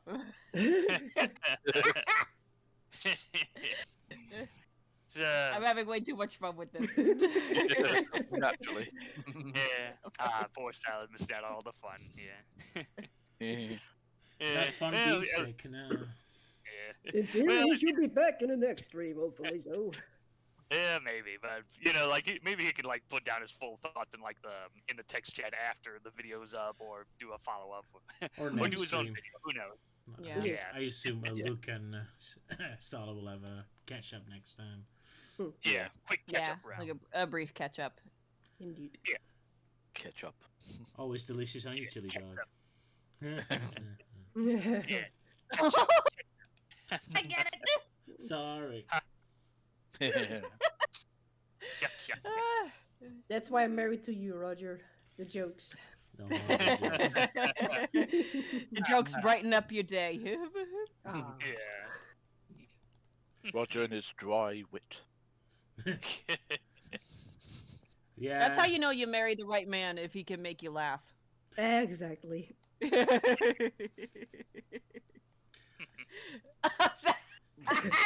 Elise is amused. For once, I am amused. Hallelujah. Elise is amused. There you go. Your second catchphrase. Yeah. So, anything else with Sonic Subterranean? Let's see. Want to talk I about can't the think of- wacky turtle family that randomly shows up? I love the deep Oh, face yeah. expression of the last kid. Yeah, the derpy kid. Yeah. And especially considering the fact they could just come out of nowhere, despite the fact, like Spelunk says, like, this is my cave. No one gets in here. Just me. I own it. No one else. And then they've got this family just walking along the line. It's like, Yeah. Yeah. like he's obviously doesn't keep up to date. Yeah, it's like, I own this mine. No one lives here, except the turtle family. They make nice yum yums. They're always too slow. Oh, no. Yeah. They're just slow to I told them to leave 12 days ago, and they're still here. They're on the way to the exit. Yeah.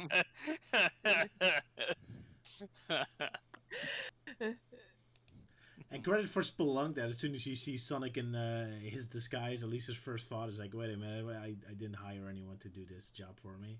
I mean, after that, he still falls for it, but hey, at least he noticed a little bit, so I guess he's smarter than Scratch and Grounder, so credit for him. Yeah.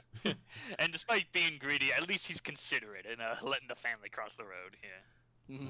Well, he knows that if he crashes into the family, his beautiful minecart is going to get damaged, so. Yeah. Well, yeah, with their turtle shells and whatnot. Yeah. Right. Now I'm getting Mario Kart vibes. I was gonna. Oh man. Oh, also a few times in this episode, Sonic's arms were blue. Yeah. Oh yeah, I did.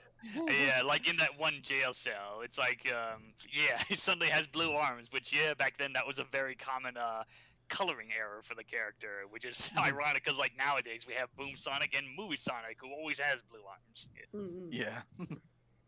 For Movie Sonic though, blue arms work best because I've seen edits where he has tan arms and they just look kind of weird. Yeah. Or either that, or I've just gotten used to Movie Sonic having blue arms. I guess the reason why Movie Sonic works is because it's kind of Movie Sonic has its own unique design, unlike Sonic Boom, where it pretty much emulates the the standard game look, just with some few tweaks, like a little more quills and obviously more taller. So yeah, it just looks a bit too recognizable compared to like modern Sonic. And then you have Movie Sonic, it's like okay, that's his own design, that's doing his own thing, Mm-hmm. So to get away with it, yeah. Yeah. They're blue, ba ba dee ba doo da. Indeed, Elise, indeed. Yeah. Alrighty, time for the Sonic X comics. Yep. Oh, Yeah. Our next two-part story. Yeah. Yeah, I think I a may pretty have. awesome one. Yeah, what is it, Elise? Yeah. Again, I think I may have to bail because I need to get something to eat. Okay. I know I keep leaving when we get to the comics, Yeah. but No, it's just an excuse because you don't like the comics. Not that. It's just I don't know much about the comics, and I notice that every time we talk about the comics, I'm just sitting here quiet. Yeah. Well, I mean, if you're familiar with Sonic X, then yeah, the comics are more of just bonus stories. Like they make references here and there. I wish this one was an episode, though. This is an incredible story. I love this one. Indeed. Yeah. Yeah. Chow. But yeah. Oh yeah, it involves Chow. Robotnik's brilliant plan. Yeah, if you want to leave, just leave. Don't let us shame you not leaving.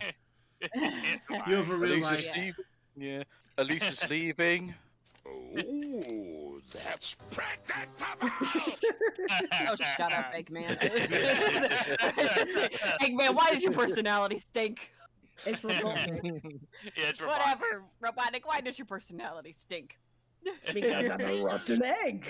Eggman is an insult to Robotnik because he's angry. Pathetic.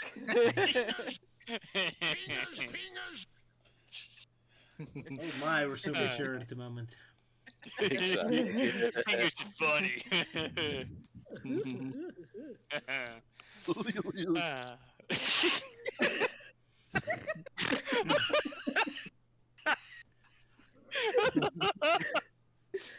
Haven't heard that laugh in a long while. And I mean both of them. We broke Melty again. What, just because of that goofy laugh I just did? Yes. Yeah, I never heard you laugh like that before. Oh, that's my goofy laugh. Not like goofy the I mean, it sounds more exaggerated than usual.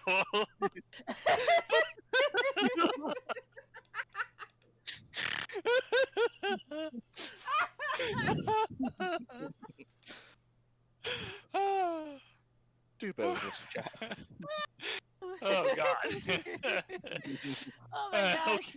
Okay, I'm fine now. I'm fine. All right, that's for the highlights.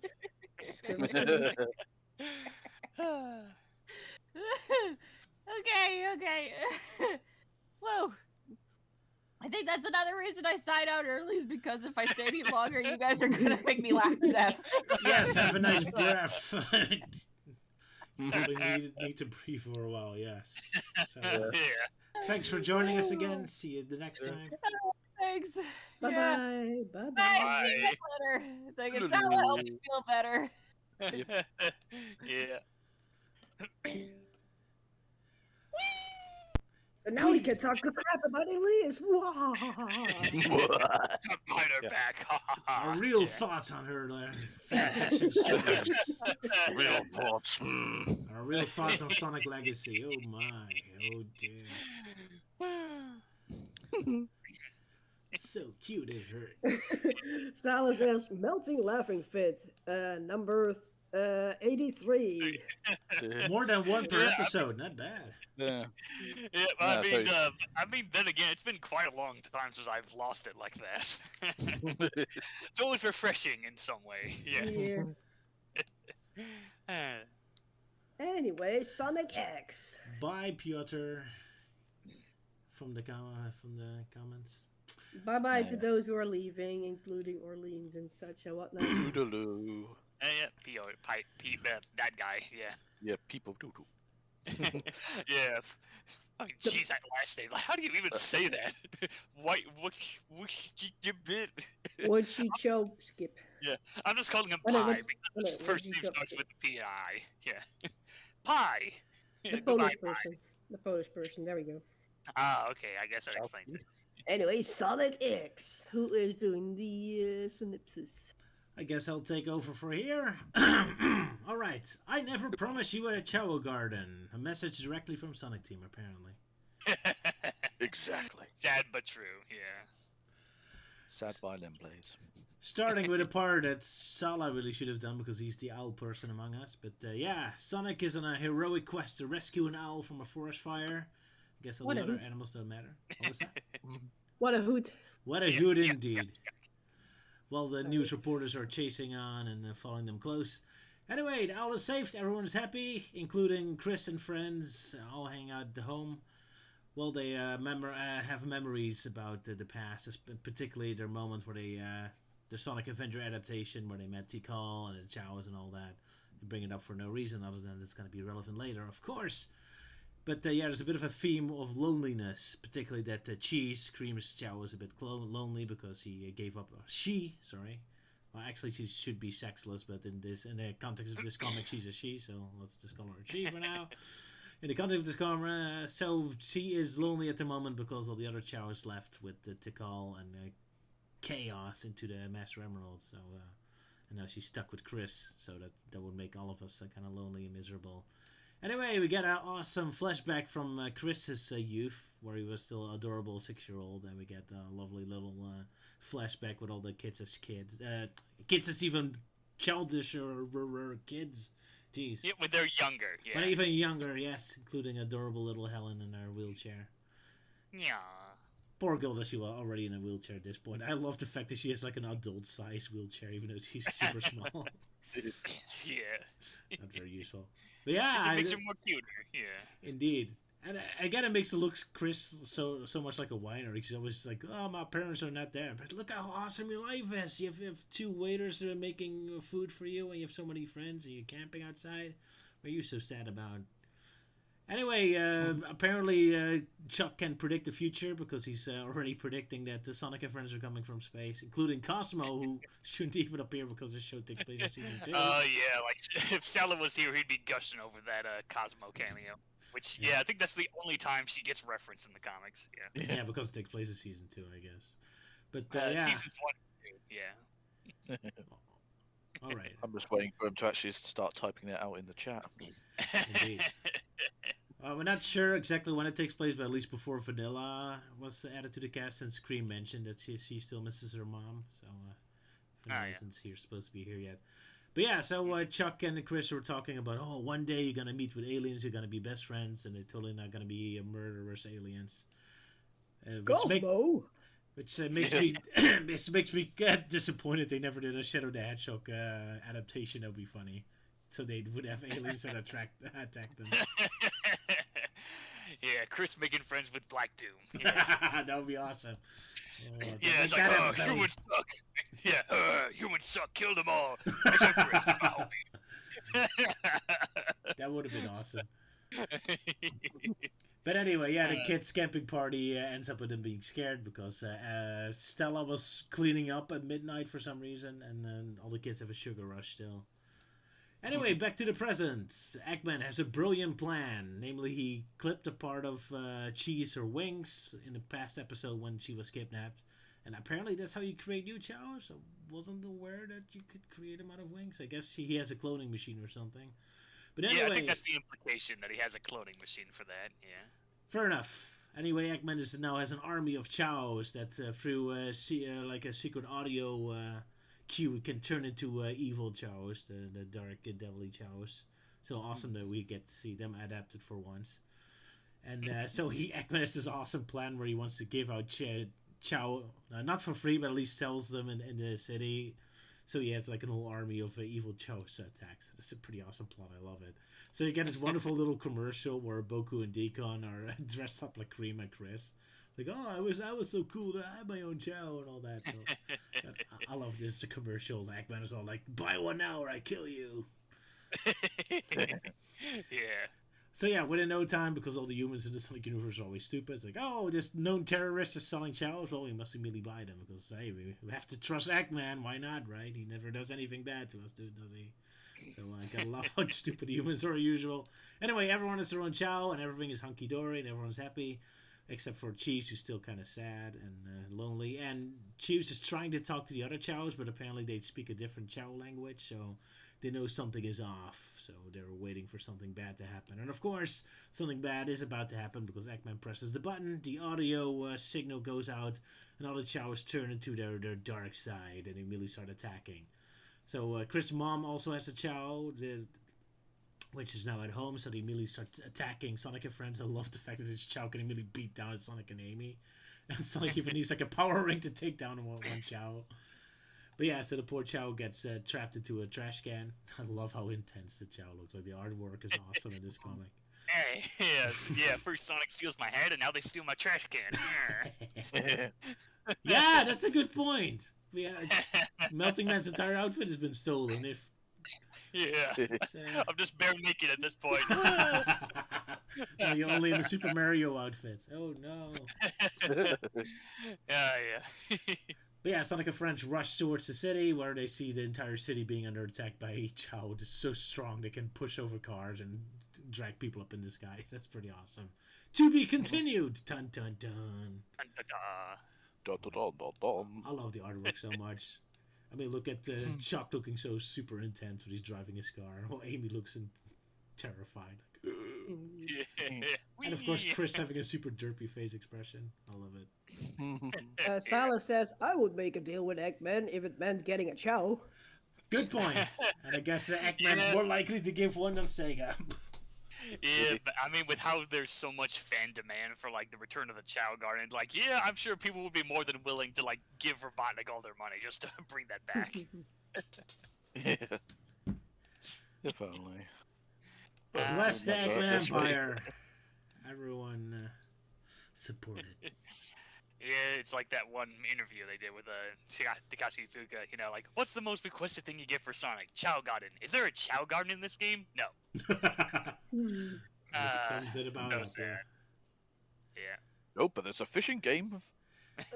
That's very requested. Everyone loves Yeah, but Big it's not the same. Oh dear. I like the design of the humans. It really looks like that Sonic team, like Billy Hatcher and Balin, kind of. Oh, yeah. So they really get that Sonic team, the design of humans. It's really good art style, this one. Yeah, I think it's because it's by Tracy Yardley. I think it's his first one. Tracy herself. Oh my goodness. Himself. No, himself. Himself. Oh, Yes. sorry. Yeah, It's unfortunate that he's stuck with a name that could either mean a man or a woman. Anyway, Yeah, it's like the Evan- legendary artist that explains a lot.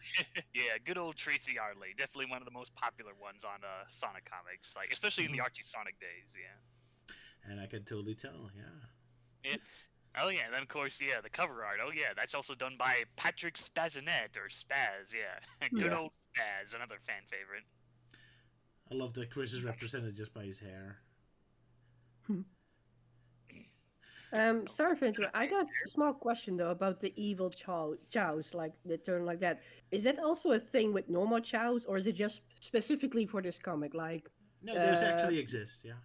They actually exist. Okay. Yeah, they do exist, but I think narratively, this is the only time we see like a regular Chow turn into like the evil one. Because like in Sonic Adventure 2, the only way you do that is if you raise a Chow with one of the villains, and they become the evil Chow. Yeah. Oh, okay. Chows are neutral, and they can turn into good hero Chows or dark villain Chows, depending on who's taking care of them. Because in Sonic Adventure 2, you could play as either the heroes or the bad guys.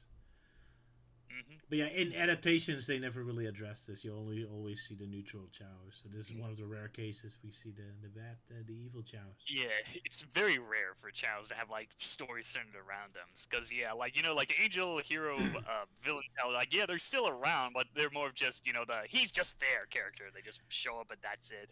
And it's really such a don't shame have much because it's such an awesome story. I love this. I always wanted to see Robotnik like weaponize like evil Chows. It's such an awesome idea. Especially how powerful they are in this story. Yeah, like do that happy skip in that one panel that's now on the screen, like the second comic that's now on the screen, like at the bottom, Eggman's like skipping like wee happily before the advertisements. Oh yeah, like when he's showing off the Chow Garden. Yeah, it's like skipping through the Chow Garden, nearly like yeah. While the Chows are cheering along with him. Yay! Yay, it's our daddy, he's come back. Yeah. But they're not Chows, they're Chowas. Because they switch the A with the O. Yeah, Chowa. Because they say different. They don't say Chow. They say Chowa. Oh, that's what they do. How the hell did I not recognize this? That's why Cream or Cheese couldn't understand what they were saying because they talk differently. I have to admit, I didn't notice that either. Yeah, Yeah, well, I guess to be fair on my end, I was kind of speeding through these comics to try, gotta read these fast enough so I can get on the stream in time. Yeah, so I really miss that detail. Yeah, I miss it too. I have to admit. But yeah, cool. Did you miss it too, Ewan? I did notice it. Really? But then again, I can't really prove it. I really can't back that up with paperwork. There we go. Ciao, ciao. Okay. Yeah, next time you make a statement, I want to see a 5-paper evidence paper trail. Yeah, That's really hard. Signed by your parents. And the government and the police. But then again, I did have the original comic, so I was at least aware of that they were speaking in like a different language to Fair enough. cheese.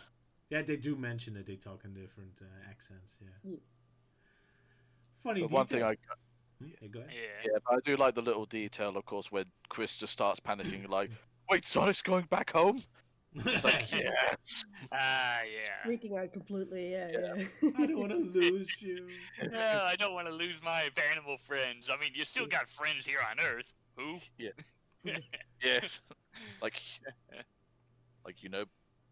boy A, girl A. Girl Yeah, A, girl B in a wheelchair. Yeah, that one gal that Roger can never remember her name. Maria? I'm joking. The red-haired one, yeah, I never can remember. But then again, she never really gets to do anything. Same. Rhino is saying, how did you not notice it? Tikal said it outright in the next issue about the Chows talking differently and all that, so... Well, that's because, we haven't gotten to the next issue yet, and by then I was, really speeding through. It's like, oh shit, it's showtime, I gotta read through this quick. Francis Bacon. Really fast, yeah. Francis. So, despite, the scene with Chris going, oh no, I don't want to lose you, but it's like, well, on the plus side, at least we get that scene with him hugging Cream. It's like, yay, because Cream deserves all the hugs. Yeah. Yeah, that's really different from the comics than in the anime. Like, here he actually cares about all the Sonic friends, while in the anime feels like he only cares about Sonic. He's always like super neutral towards everyone else. Like, I'll hang out with you, I guess. Because Sonic isn't here. Always kind of bothered it's like, the anime. Yeah, I just love Sonic so much. He's fast, and he's got a great big quills. Good thing How many Elise times did you isn't make here. that joke? Good thing Elise isn't here. She'll be very cross with you. How many times did you make that joke, Melty? About 20 times? Maybe. All the women look at you now like Cream looks at Tails at the moment. He's like, what? Yeah, look at you and your bad jokes. Yeah, Cream's just like, the fuck is going on here? Yeah.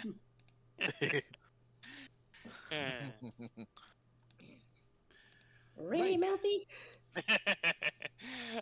Sorry, Cream.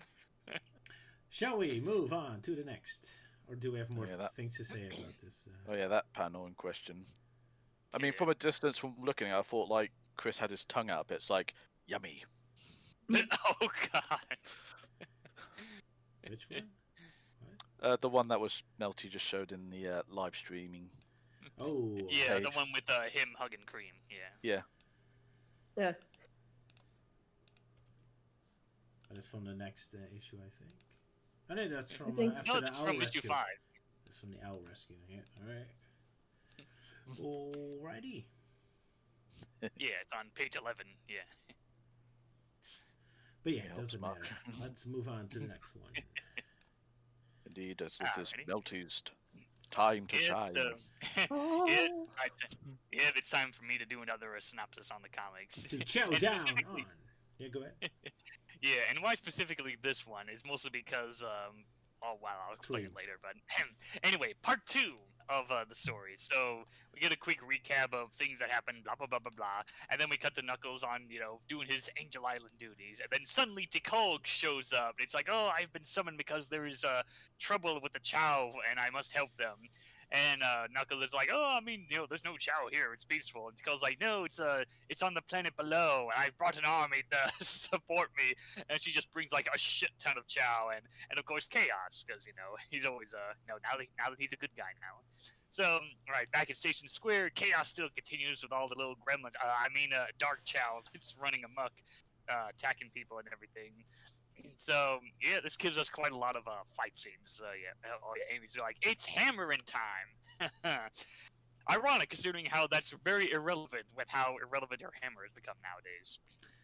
But yeah, so basically this just goes into like a bunch of scenes of Sonic rescuing the people, like saving a skyscraper cleaning guy, falling from his doom, and Tails rescuing a baby, and Amy going after a Chow that are attacking this hydrant.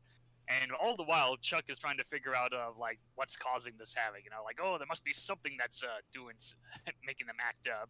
So yeah, lots of that, and then back to Robotnik is he's enjoying himself. It's like, it's going as well as planned.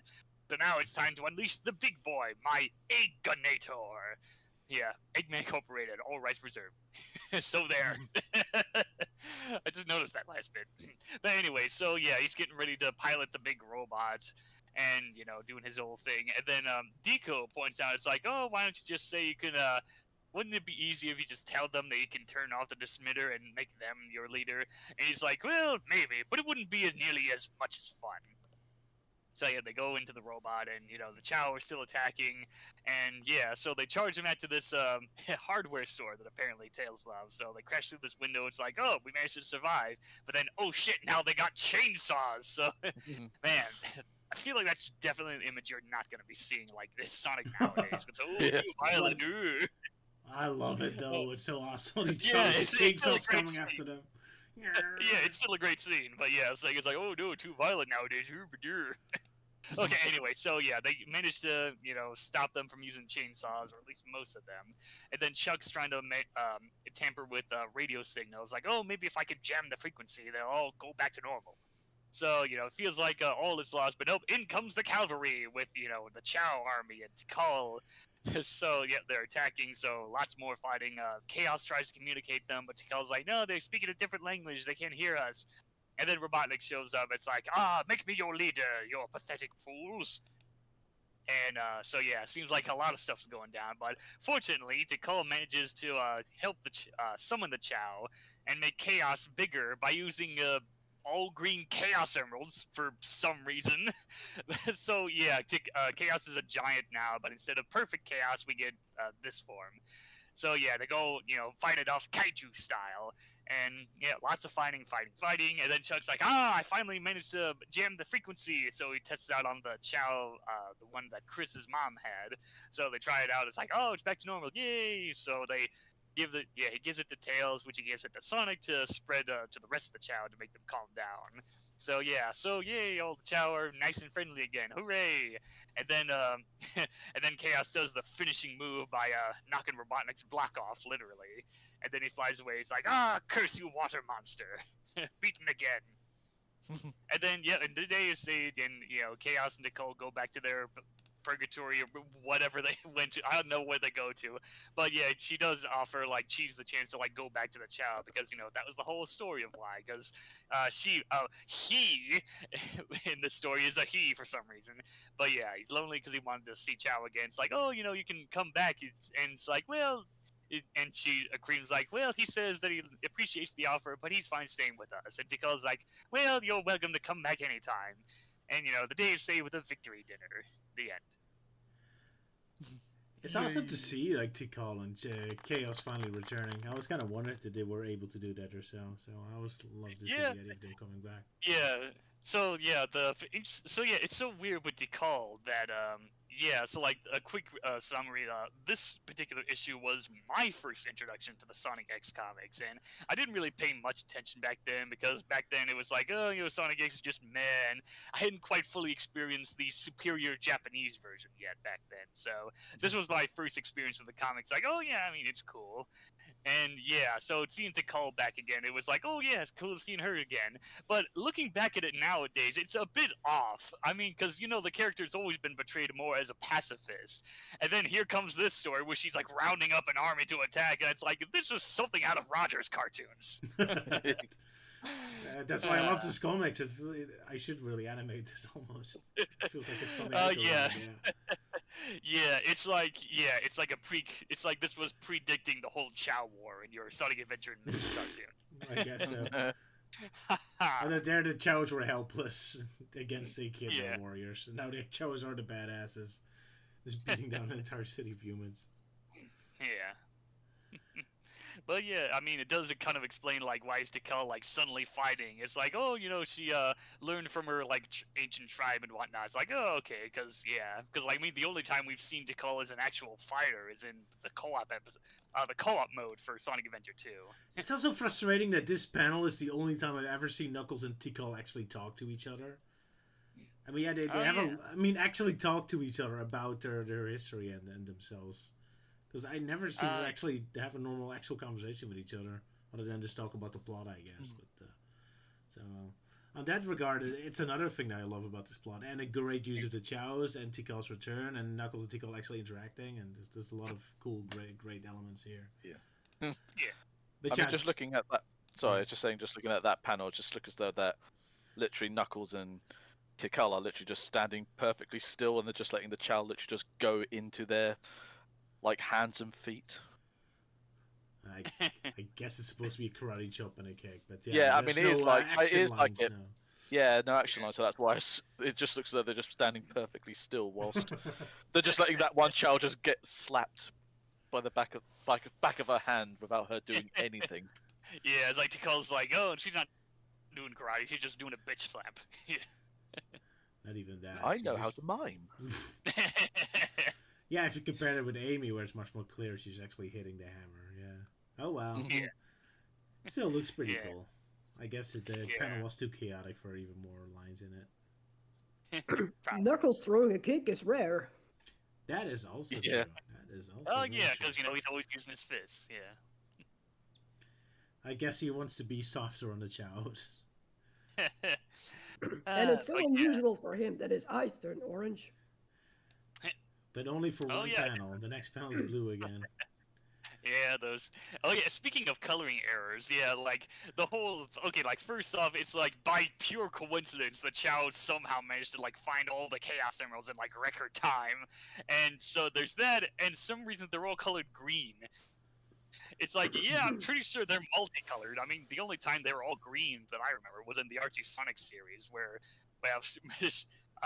to keep it short, the planet Mobius started off with like all green Chaos Emeralds, and then lots of stuff happened, blah blah blah blah blah, and eventually they become like the seven multicolored Chaos Emeralds. But yeah, getting into all that's a whole other different story to get into.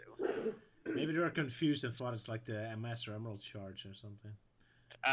Or maybe they just mistook it for the wrong series. It's like, oh, Archie Sonic. Oh, it's like, oh, Sonic X. Oh, yeah, that's also Archie Sonic. Well, I thought you meant Archie Sonic.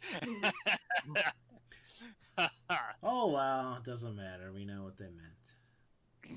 Yeah. It's still an awesome story. Oh, God, I just realized, like, Chaos becoming a giant in his Zero form. Like, holy crap, this comic predicted Sonic, Lego Dimensions with fighting a giant Chaos Zero. Oh, yeah, I guess so. Yeah, that is, wow. I did not realize that until just now. It's kind of unique, yeah. Yeah, I like he didn't even need He didn't even need to kill them now. Yeah, he didn't need the Chaos Emeralds in Dimensions, yeah. It was just Dimension timey-wimey stuff, I guess.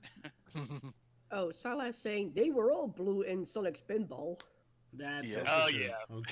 But then then again, Sonic Spinball had like 16 Chaos Emeralds instead of 7 or something. Yeah. Well, they're the Chaos Emeralds. I guess it can be chaotic or something.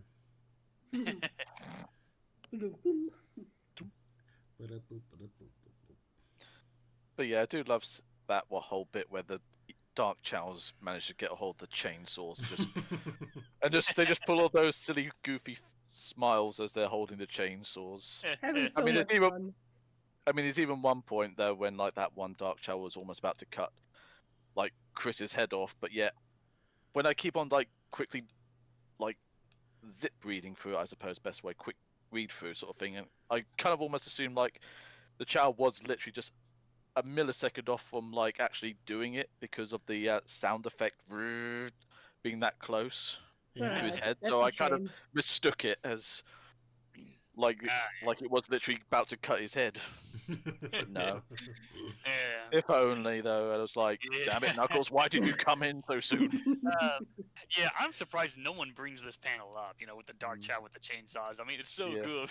Especially when Sonic, Tails, and Amy kind of pull off a Mighty Python reaction. You're like, run away! Run away! Run away! Even Sonic looks panicky with his arms in the air. Like, Yeah, run away! Yeah.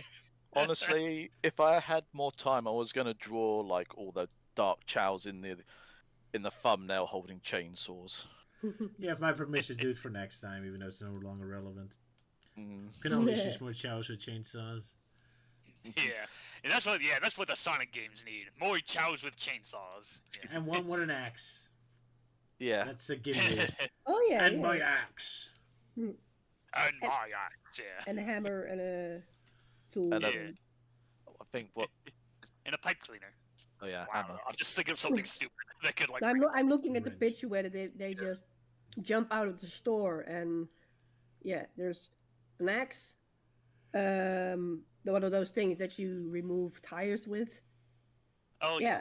Like The longer you look, the more you see actually. Like, oh wait, it's not just chainsaws. Yeah, those things you remove the bolts on the tires. Yeah, Yeah, I think it's called a jack or something. I don't know. I ain't no car expert. Yeah. You're American. You're supposed to be a car expert. It's That's true. well, hey, just because I'm American doesn't mean I'm like the holy knowledge of encyclopedia. I read about it on Wikipedia, the free online encyclopedia that anyone can edit. Forever edited. Now I notice that Knuckles kicks a lot more in this one. Yeah, maybe that's his softer attack. Yeah. Maybe. And this Chaw is an even scarier weapon than chainsaws. A briefcase filled with administration papers. No. Or maybe his hands were just like sore that day from like training and like with a punching bag and whatnot. It's like, I don't feel like punching. I'll just kick instead. Fair enough. Who knows? Or maybe Tikal asked like, please kick them because that's less painful than punching them.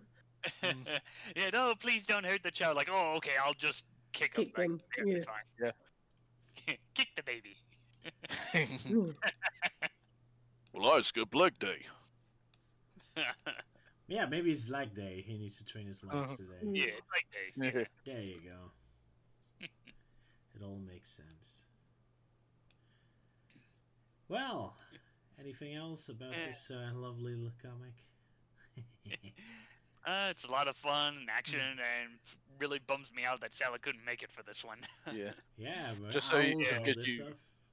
Yeah, as well as especially Cosmo. Tikal. I was really curious to hear his reaction of Tikal becoming like this, warrior, going all Braveheart all of a sudden. The one thing I noticed with like the Eggantor is like when the Eggman is showing it off, he like goes down the stairs, but yet he has to climb up a rope ladder. It's like, why don't you have a platform just to take you straight to it? I guess he ran out of budget when he, had to build that magnificent staircase to go down. Hey, we just said it's leg day. He's training his legs with all the climbing. But then again, when I said like, why don't you use a platform to get there, and then I'm just like looking at the panel where it says maybe, but it wouldn't be nearly as fun. There you go. Perfect. Yeah. Oh, apparently this particular comic was Tracy Yardley's first experience in working on Sonic comics. Oh wow! Well, what a start! Yeah, quite the start there. But a good start. Anyone heartbroken that Sonic and friends are not praising Burger King or Domino's apparently? Oh yeah. His brands. That was a bit random. Yeah. Let's see. It's hard to It's believe hard to this is believe the king of anything. Of anything. Oh, Yeah. Has to taste better than a box of Domino's we had for lunch. Yeah. What a pun! I'll never get the door again. What? Like You ordered the food. It's not the door's fault. Yeah, so they don't endorse Burger King and Domino's, so I guess there will never be a Sonic special for those brands. Yeah, it's because Sonic's too busy advertising Pizza Hut. Because, with Roger Craig Smith, yeah. And Olive Garden, of course. Oh, yeah, not Yeah, Sonic Blast, or whatever that place is called. Oh, Sonic. Sonic, but just Sonic? Yeah. Okay. Yeah, no, like, as far as I know, no, they've never done an actual Sonic advertising Sonic. Missed opportunity. Could be too confusing. Yeah, I guess it was just too obvious. Yeah. Sonage, Matthew Prower says, also get the door is Domino's. That's the reference to what Tail says. Oh, was that a slogan? Okay. Okay, I didn't know that. I didn't know Domino had a slogan. Then again, I don't think we have too many Domino's here in the UK. That plays ads, so yeah. Sala is saying heading out to Burger King. Coincidentally enough, Sonic would be very disappointed in you, Sala. Oh yeah, by coincidence, yesterday I had Little Caesars instead of Domino's. Sonic. Well, the main reason is mostly because like the Little Caesars is like a few minutes away, so it's like closest one. Yeah, see you next time, Sala. Hope you feel better soon. Yep. Yeah. Is it a good Enjoy idea to your eat Burger King if you're sick?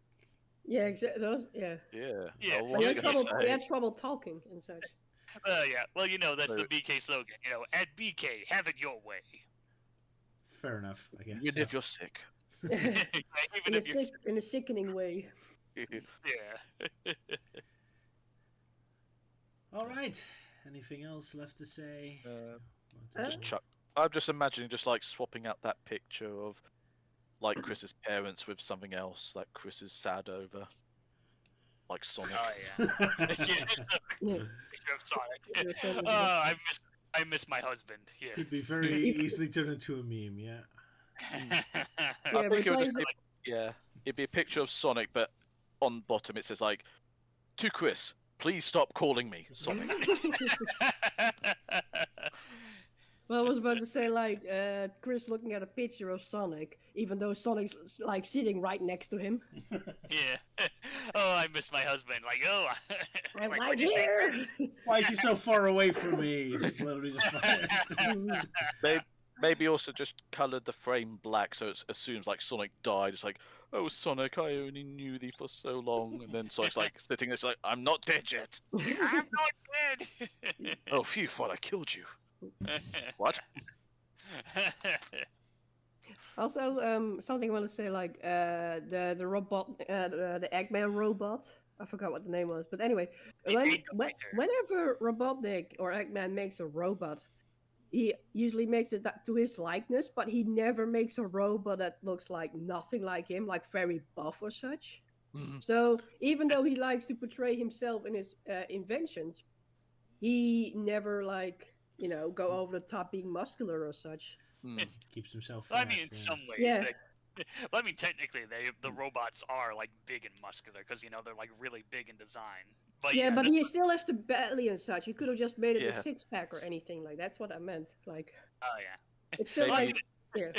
Well, I mean, then again, Robotnik is very egotistical, so I can imagine he would, like, try and design himself to be more, buff and handsome. Yeah. I'm already perfect. I don't need improvements. Exactly, yeah. Exactly. Ah, yeah. Hence the round bod. You cannot top perfection. Yeah. I mean, yeah, that is true. Like, out of all the robots, like, yeah, this is the one that definitely looks like an exact replica. So, yeah, before there was that one Robotnik robot from Sonic Chronicles, there was this guy. I kind of like this one, too, because it's the only one that actually has the Sonic Avenger design to it. And usually it's always classic Robotnik whenever there's, like, a Robotnik robot. Like that Def robot. Now he actually has, like, that stripe, the white stripe in the middle. I like that.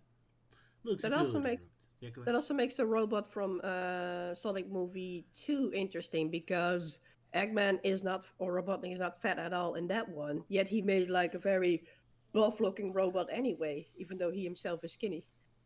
The Jim Carrey version. That's a good point, yeah. Oh, well. Yeah. You're still a cool design in the movie. Yeah. Oh, very cool. I was like smiling the whole time. Like, yes, this looks cool. When he's like moving and everything, and yeah. Anyway, yeah. Bless you. Thank you. And you, and any editing plans for this Chris, who looks in complete terror? Maybe he's just gonna replace the Chow with him with a knife. Die, Chris. Or maybe just replace it with like a little Sonic. Yeah. Like he's been keeping in the bin. Or hey, replace it with me. Like, hey, I'm in the Sonic comic. Only to be zapped. Yeah. Ah! But yes, rap music, my only weakness. also interestingly that when that fake Chow gets turned back from evil to good, he also starts saying Chow Chow instead of Choa Choa. That is weird. Saying like, oh, my head's all clear again. I guess so, yeah. Oh yeah, speaking of the Chow, yeah. So like in the previous issue, they established that Cheese is a girl. Yet in this story, they say that Cheese is a guy. So it's either one of them, or maybe Cheese is just non-binary. Well, in reality, they are non-binary. Although at this point in time, it wasn't decided yet. But yeah, I guess. Yeah. Joe Edkin. Just seeing who wrote. I mean, I assumed they thought she was a girl in the previous one because she was cloning, so she had kids, technically, I guess. I suppose, because Queen's a girl. So. Yeah, maybe that was the connection they thought at first. Like, oh, Queen's a girl, so, let's make the Chow girl, because, girly girl stuff. Maybe. I mean, both stories were written by Joe Edkin, although in the 5th, issue, the letters were done by Tom oh god, another sort of Polish type name again. Tom Orszykowski. Let's see. Where is it? Worryingly close to the Tom we all know and love from the Sonic movie. Yeah. Maybe he got confused. Maybe. I'm confused. Lol. And because of that confusion, it was like why Joe decided to step in. It was like, okay, it's Cheese is not supposed to be a she, it's supposed to be a he. Well, how do you know? Because I can't shut Tom Orzechowski. Yeah. Orzechowski. Either way, I guess it doesn't matter. Now they're just sexless, I guess. Yeah, they're whatever. Yeah, they're sex, whatever you see fit. Yeah. And of course, asking Sega about that, it's like, oh, well, the Chow, the guys, or the girls, or anything, and they would just say yes. Melty, if that line, if that was out of context, that would have been very awkward. Yeah. Very wrong. Wait, which line? The one you just said. With the sex. Yeah. Oh, the sex. Can be whatever sex they want to be. Well, hey, I have nothing against, trans or the LG, I know. Not but like it's that, just, but it's like, wow. Yeah, it's just out of context with someone else. It's because I make all the sex jokes, isn't it? Yes, exactly. Yes. Because you're the sex joker, I suppose. Yeah, you're the sexiest among us. There we go. You're like the Joker, but the sexy version of it. Boy, you should have seen me at a Cider Fest where I played Cards Against Equestria and really showed off my Gilbert Gottfried impression. Oh, God. Yeah. Let's just say that, the people that were attending that panel, they were just howling with laughter when I read the cards there. Yeah. The biggest mistake Princess Cadence did was when she made Princess Molestia and Big Mac's Juicy Apples fall in love. Yeah, that's like one of them I remember reading. Oh, Dolius says out of context. Oh, Hold on, where is the button? Hold on, where is the button? no. Which one? There you go. Ah. Oh, yeah. That's for Dolius.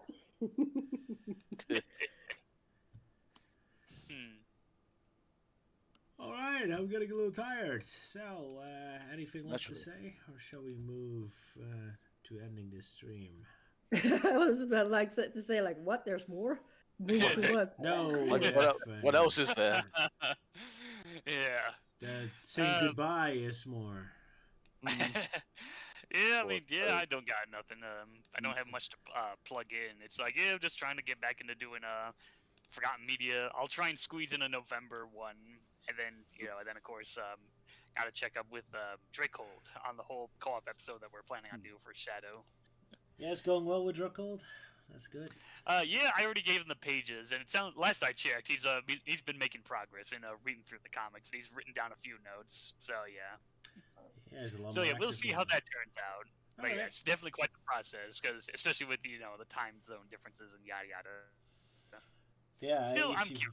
Further away than me. Yeah, he's from the Czech Republic, I think. Yeah. And yeah, of course, it also helps that I planned this like way ahead in advance. So I think it was like September or October somewhere when we like decided to do like, oh yeah, let's do a call-up episode, and I send them the files. So yeah. Mm-hmm. So yeah, it always helps to plan way ahead in advance. Exactly. Yeah, especially when you're trying to, like the plan is I want to try and get the Archie Sonic character files episode on Shadow, like try and get that out in time for like the film's release. And yeah, so yeah, it's gonna be interesting, and yeah, a lot to say with Shadow in the games and how he's been treated and all that, and of course it'll be fun to hear Dracold's thoughts on Archie's portrayal on the character. Very interesting, yeah. You got anything planned that people should know about? Not at the moment. Not at least nothing that I'm fully aware of. All right. Odd for me to say, because even I don't know what's going to happen with me. Well, that sounds dramatic. Just having a lazy. No, well, it sounded more nicer. Let's just say you're just having a lazy day today. Fair enough. Yeah. Yeah. I'm still working on a bunch of stuff. A lot of people want to do a dissect more on Maria for some reason. People really want to rant about Maria for some reason. So I don't know what's with her. Makes people so upset, but I feel like this is just. I feel like this is just more of like the whole Sonic cycle, like coming back again. Like, oh, people ranted about humans, and then they go away. Oh, we want humans back, and then they come back. No, they suck. And here we go again. It's not from that angle. I mean, Elise didn't hate humans, and now Alex on the talk about she also loves the humans. So that's not specifically the angle. It's just Maria as a specific character, I guess. And I want to go into like doing a dissected on Yakuza, maybe another different series. Think about that. Yeah, maybe like bring back the old classic dissected background, because it feels like it's been ages since you went. Yes, it's about time I do a proper one. Yeah, all the previous one were all quick improvised. Yeah. Yeah. I haven't been in the mood. Bring back the Royal Society 2.0. Yeah. Exactly. Well, I think it could be 3.0 at this point. Has it been destroyed again then? Because it turned into 2.0 because it was destroyed in the 06 episode, I think. Oh yeah. Well, I wasn't on fire during the whole like after the whole movie Dissected, and then you came back for the stage thing, and it was like still on fire. Yeah. Oh, because right. during the pandemic. Sure. So yeah, 3.0. Yeah, it could be 3.0. Yeah, continuity. Yeah. Yeah. And of course, it would explain the long absence. There we go. Oh yeah, that is true. Because I think. Well, I mean, then again, didn't the building also appear in Sonic Frontiers Dissected? With, I did make a very brief appearance there. So. Well, there you could just jokingly say archive recording. There you go. Oh, hey, here's an idea. Like, you still like keep the same background, but just like paint over, like sloppily paint over the 2 with a 3. It's like there, now it's 3.0. For all the people who really care about the lore of Dissected, yes. Indeed. So yeah, stuff is still coming, unless we all die of a heart attack tomorrow. You never know. But let's not assume such a thing. We're all young like and the healthy. animator. Well, I mean, I'm eating healthy, yeah. Good to hear. Well, see you folks all in 2 weeks again. Can I also plug something? Oh, I'm also here. Hello. Yeah. Oh my God. You're abandoning your wife, Roger. How dare you? That's the second time. That's the second time in this stream. How dare you? Gotta sleep on the couch tonight. Yeah. I'm sure the cats wouldn't mind, but you can sleep on that. Don't worry. I just want to shout out my Twitch channel. I think I've done it before, like a long time ago, but I want to shout it again. I play variety games, so if anyone feels like checking it out, I'm live on Monday until Thursday, and sometimes on a Sunday, streaming all sorts of things. Indeed, there is silly time indeed. This upcoming weeks I'll be playing mostly Ocarina of Time, but in weekends I'm trying to play some more simulator games, all sorts of things. So yeah, if you're interested, there you go. You can check it out. So yeah, if you really like it, just give a little follow, push that little follow button. And if you want to keep staying up to date, you can follow me on Blue Sky. I would say Twitter, but Twitter is dying. So yeah, go check it out. Yeah, maybe you can open like Blue Sky. I've heard a lot of people are migrating to that, which is pretty much a clone of Twitter, but better from what I've Better heard. indeed. Yeah. Me, Roger, Ewan, Sala, and such, and Lucas are also on there. So go check it out. So yeah, if you like games, like variety games and such, go check me out. I'll be live tomorrow at 7 p.m. Central Eastern Time. So yeah, that's my plug. Alrighty. Very good, very good. Yeah. People can't watch old Twitch anymore, right? Only those that are like a week. No, wait. In my case, it's when it's 2 weeks old. That's like max. So no more the Murder of Sonic the Hedgehog one. You can. Oh, that's on YouTube actually, on my YouTube channel. Give me 1 second. Yeah. Yeah, I think that's pretty much the reason why I never really got into Twitch streaming and whatnot. Cause like, yeah, it's not. If you're like one of those people that wants to archive stuff, then yeah, it seems like Twitch is not the best place to do it. Like they only show up for a while and then they get nuked because I don't know. Data, storage at Twitch at their own place and such, which makes sense. But yeah, you got like a week to save it. But you can also like record it in OBS as you're streaming. So yeah. For those who are still interested in the Murder of Sonic the Hedgehog, there's a link in the chat. I think it works. Hold on, let me double check if it's correct. Of me and Roger playing the Murder of Sonic the Hedgehog. So one time I joined in Twitch, yes. Yeah. Yeah. Funny enough, I actually did a live recording of my playthrough of Murder the Sonic the Hedgehog, and that was mostly because I just thought like, oh, it's an April Fool, it's only gonna be there for 1 day, but no, I think it's still there, so I just kind of recorded, for archive's sake. But yeah, funny thing is, I never bothered uploading it because blame it on cancel culture for why I don't talk about the Sonic games on my own channel. Mm. I guess so. You wanted to say something before we interrupted you 50,000 times? Well, I suppose only just. Might as well just say it in terms of for lease is check out Sonic Legacy. Fair enough. At least that's all I can say. I'll just hold on. I'll just leave the where the hell am I? Okay, I'll just leave the link for her Twitter page, so you can all just pop over, check out what she's done so far, and she's got links to all the other places she normally uploads her stories to. Though, check over her to a DeviantArt page for some concept art that she's uploaded recently. Yep. Indeed. Right, that was all the advertising and stuff. Yeah. Tiny thing, if you end up checking out my stream this week or such, just say Dissected Alive in the chat so I know you came from this live stream. Oh my goodness. My god. But yeah, thank you for having me. It was quite fun, a new experience doing a synopsis. Yeah, it's pretty fun to keep ignoring you accidentally. Yeah. Don't worry, the cats are worse. I'm joking. And thanks everyone else for joining us this week, even though we're a bit quiet without Sala and Luke. Oh well, next time better. Yeah. Better next time. Sorry. Yeah, until next time. Bye-bye, everyone. Bye-bye. Yep, goodbye. And as Luke would say, cheerio. And I say, toodle pip. Cheerios. And of course, Cam would say, like, I like goodbye, friends, or something. Probably. Yeah, that.